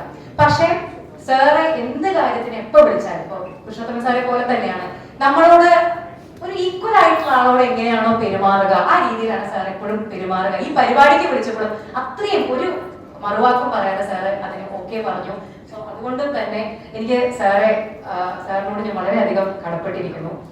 പിന്നെ ഉള്ളത് സുരേഷ് ഏട്ടനാണ്. സുരേഷ് ഏട്ടനോട് എനിക്ക് ഫോർമാലിറ്റിയുടെ ആവശ്യമൊന്നുമില്ല. പക്ഷെ സുരേഷ് ഏട്ടൻ ഇന്ന് വയനാട്ടിലേക്ക് അർജന്റായി പോകേണ്ട ഒരു കാര്യം ഉണ്ടായിരുന്നു. പക്ഷെ ഈ ഒരു പരിപാടിക്ക് വേണ്ടി മാത്രമാണ് ഇവിടെ നിന്നത്, എനിക്കറിയാം. അപ്പോ അതുകൊണ്ട് സുരേഷ് ഏട്ടനും ഞാൻ നന്ദി പറയുകയാണ്. ചേച്ചിക്ക് ഇവിടെ എത്താൻ പറ്റിയിട്ടില്ല. പിന്നെ അശ്വതിയുടെ കാര്യം പറഞ്ഞാൽ, അശ്വതി ഞാൻ ആദ്യമായിട്ട് കാണാറുള്ളൂ, ഞങ്ങൾക്ക് പരിചയമൊന്നുമില്ല. ഞങ്ങൾ ഈ പറഞ്ഞ പോലെ ആരെയാണ് പുസ്തക പരിചയത്തിന് വേണ്ടത്, ഞങ്ങളുടെ ഗ്രൂപ്പിലുള്ള ഡിസ്കഷനിൽ ഫസ്റ്റ് വന്ന പേര്, എല്ലാവരും സജസ്റ്റ് ചെയ്ത പേര് അശ്വതിയായിരുന്നു. അപ്പോൾ ഞാൻ ആദ്യമായിട്ടാണ് എൻ്റെ ഒരു പരിപാടി ഓർഗനൈസ് ചെയ്യുന്നത്, ആദ്യമായിട്ടാണ്. അപ്പോൾ ഒരു സെലിബ്രിറ്റീനെ എങ്ങനെയാണ് നമ്മൾ ഇപ്പൊ വിളിച്ച് സംസാരിക്കേണ്ടത്, അവർക്ക് എന്തൊക്കെ നമ്മൾ ചെയ്തു കൊടുക്കേണ്ടത്, എനിക്കതിൻ്റെ ഒരു രീതി അറിയില്ല. അപ്പൊ ഞാൻ അശ്വതിയെ വിളിച്ചിട്ട് ഞാൻ ആദ്യം മെസ്സേജ് ചെയ്തു, അശ്വതി എന്താണ് വേണ്ടത് വെച്ചാൽ പറയണം കേട്ടോ, കാര്യം എനിക്ക് അറിയില്ല, ഞാനത് എന്താണെന്ന് വെച്ചാൽ ചെയ്യാം. അപ്പോ അതുപോലെ തന്നെ വിളിച്ചപ്പോഴും പറഞ്ഞു അശ്വതിക്ക് എന്താ വേണ്ടത് വെച്ചാൽ നമ്മളെ ആ സൗകര്യങ്ങൾ എന്നോട് പറയണം. പക്ഷെ അശ്വതി എപ്പോഴും എൻ്റെ അടുത്ത് ഒരു കാര്യം പറഞ്ഞുള്ളൂ, ഡോക്ടർ ഒന്നും വേണ്ട, ഒരു ഫോർമാലിറ്റി ആവശ്യമില്ല, ഞാൻ നമ്മുടെ സമയത്തിന് എത്തിക്കോളാം. ഞാനൊരു കാറ് പോലും അശ്വതിക്ക് അയച്ചിട്ടില്ല, അശ്വതിക്ക് ഇവിടെ വരേണ്ട ആവശ്യവുമില്ല. എന്നിട്ട് പോലും അശ്വതി ഇവിടെ ഈ ഒരു പരിപാടിക്ക് വേണ്ടി സ്വന്തം, അതായത് അശ്വതിയെ പോലെ ഒരു സെലിബ്രിറ്റി സ്റ്റാറ്റസിൽ നിൽക്കുന്ന ഒരാള് എനിക്കറിയില്ല അങ്ങനെയൊക്കെ ചെയ്യുമോ എന്നുള്ളത് എന്റെ ആദ്യത്തെ അനുഭവമാണ്. സോ അതുകൊണ്ട് താങ്ക്സ് അ ലോട്ട്. ഇനി എനിക്ക് പറയാനുള്ളത് സ്വന്തം ശ്രീജ ശ്യാമനാണ്. ശ്രീജയുടെ കാര്യവും ഈ പറഞ്ഞ പോലെ എന്റെ വളരെ കുറച്ച് സുഹൃത്തുക്കളിൽ എന്റെ ഏറ്റവും അടുത്ത സുഹൃത്താണ് ശ്രീജയും.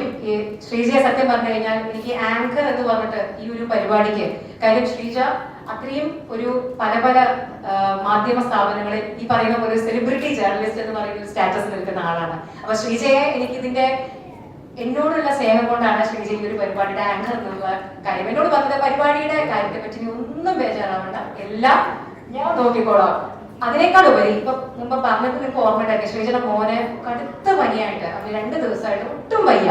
പക്ഷെ എനിക്ക് തന്നെ ഉള്ളിൽ ഒരു ഇതുണ്ടായിരുന്നു, എങ്ങനെയായിരിക്കും മോനെ അവിടെ ഇട്ടിട്ട് ശ്രീജ വരിക പരിപാടിക്ക് എന്നുള്ളത്. പക്ഷെ ശ്രീജ അതെല്ലാം മാനേജ് ചെയ്ത് ഈ ഒരു എന്നോടുള്ളൊരു കമ്മിറ്റ്മെന്റ് കൊണ്ടാണ് ഇവിടെ വന്നത്. എല്ലാം സൗഹൃദത്തിന്റെ പേരിലാണ്. അപ്പൊ ആ ഒരു സൗഹൃദത്തെ ഞാൻ അത്ര കണ്ട് ബഹുമാനിക്കുന്നു, അപ്രിഷിയേറ്റ് ചെയ്യുന്നു. പിന്നെ ഇവിടെ എത്തിച്ചേർന്നിട്ടുള്ള രാജീവ് ജയദേവ് സർ, അന്നകേശ്വര സാർക്ക് പെട്ടെന്ന് പോകേണ്ടതുള്ളത് കൊണ്ട് പോയിട്ടുണ്ട്, സിജു ഏട്ടൻ, കിഷോർ സർ, അങ്ങനെ ഡോക്ടർമാരായിട്ടുള്ള പലരും എന്റെ സീനിയേഴ്സ് ആയിട്ടുള്ളവരോട് വന്നിട്ടുണ്ട്. പിന്നെ എന്റെ അവൈറ്റിസില് ഞാൻ വർക്ക് ചെയ്തതിൽ വെച്ച് ഞാൻ ഏറ്റവും സന്തോഷത്തോടു കൂടി വർക്ക് ചെയ്ത ആശുപത്രിയാണ് നെന്മാറയിൽ അവൈറ്റിസ്. ഞങ്ങളുടെ അവിടെ നിന്ന് doctor Shankar, doctor Tony,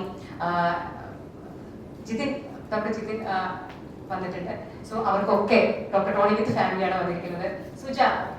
Sujay ഞാൻ ഇപ്പോഴാണ് കണ്ടത്. സോ ഡോക്ടർ ഫാമിലിയിൽ നിന്ന് എന്നെ സപ്പോർട്ട് ചെയ്യാനായിട്ട് ഇവിടെ എത്തിയിട്ടുള്ള എല്ലാം. ഡോക്ടർ തോമസെ ഞാൻ ഫസ്റ്റ് ആയിട്ടാണ് കാണുന്നത് അല്ലെ. യെസ്, ഒരു വാട്സ്ആപ്പ് മെസ്സേജ് ആണ്. ഞാൻ ആലോചിച്ച് നോക്കായിരുന്നു, ഞാൻ ചിലപ്പോൾ ഞാൻ ചിലപ്പോൾ പോയി വരികയാണ്. തോമസ് എനിക്ക് ഡയറക്റ്റ്ലി അറിയില്ല, പക്ഷെ ഞങ്ങൾക്ക് തോമസ് ഒരു ഓഥറാണ്, ബുക്ക് പബ്ലിഷ് ചെയ്തിട്ടുണ്ട്, എനിക്കറിയാം, അങ്ങനെ അറിയാം, സോഷ്യൽ മീഡിയ വളരെ ആക്റ്റീവ് ആണ്. ഒരു വാട്സ്ആപ്പ് മെസ്സേജ് ആണ് ഞാൻ തോമസിന് അയച്ചത്. But he replied me like ഞാൻ വരും, ഞാൻ അവിടെ ഉണ്ടാവും. ജംഷി, അഖിൽ, ആദിൽ, ജംഷി സരിന്റെ വളരെ ക്ലോസ് ഫ്രണ്ട് ആണ്. അതുവഴി ആക്ച്വലി എനിക്ക് കിട്ടിയ പല സൗഹൃദങ്ങളും സരിൻ വഴി കിട്ടിയ സൗഹൃദങ്ങളാണ്. സരിന്റെ സൗഹൃദ വലയം എന്ന് പറഞ്ഞാൽ വളരെ വലുതാണ്, എന്റെ സൗഹൃദ വലയം വളരെ ചെറുതാണ്. പക്ഷെ അതിലും അധികം ആളുകളും സരിൻ വഴി എനിക്ക് കിട്ടിയ സൗഹൃദങ്ങളാണ്. സോ അങ്ങനെ ഞങ്ങൾ രണ്ടുപേരെയും വളരെ അടുത്ത സുഹൃത്താണ് ജംഷി. അബീർ ഗ്രൂപ്പിന്റെ തലപ്പത്തിരിക്കുന്ന ആളാണ്. സോ ഇവിടെ വന്നതിന് വളരെയധികം നന്ദി. ഞാൻ ആരെങ്കിലും വിട്ടുപോയിട്ടുണ്ടെങ്കിൽ ഞാൻ പറഞ്ഞില്ല, എനിക്ക് ഓരോരുത്തരെയും പേരെടുത്ത് പറയണം. ലക്ഷ്മി, ഷർമിള, എനിക്ക് ഓരോരുത്തരെയും പേരെടുത്ത് പറയണം എന്ന് ആഗ്രഹമുണ്ട്. കാരണം നിങ്ങൾ ഓരോരുത്തരും വന്നത് എനിക്ക് അത്രത്തോളം സന്തോഷമുള്ള കാര്യമാണ്. നിങ്ങൾ ഓരോരുത്തരെയും പേരെടുത്ത് പറയാൻ പറ്റാത്തത് കൊണ്ട്. വിനു ജെ ജോർജ് പോലെ എന്തോ ചെറുക്കച്ചാല് പോലെ രണ്ടുപേരെയും പേരെടുത്ത് പറഞ്ഞിരിക്കുന്നു. ഇനി ഞാൻ ഓരോന്ന് തുടങ്ങാൻ ഹരീഷ് വാസുദേവ്. ഞാൻ പറഞ്ഞല്ലോ, എനിക്ക് പേരെടുത്ത് പറയാനാണ് ഓരോരുത്തരും എനിക്ക് പേരെടുത്ത് പറയണം. എല്ലാവർക്കും നന്ദി. എന്റെ ഈ ഒരു സന്തോഷത്തിൽ പങ്കെടുത്തതിന്, അതിന്റെ ഭാഗമായതിന് നന്ദി.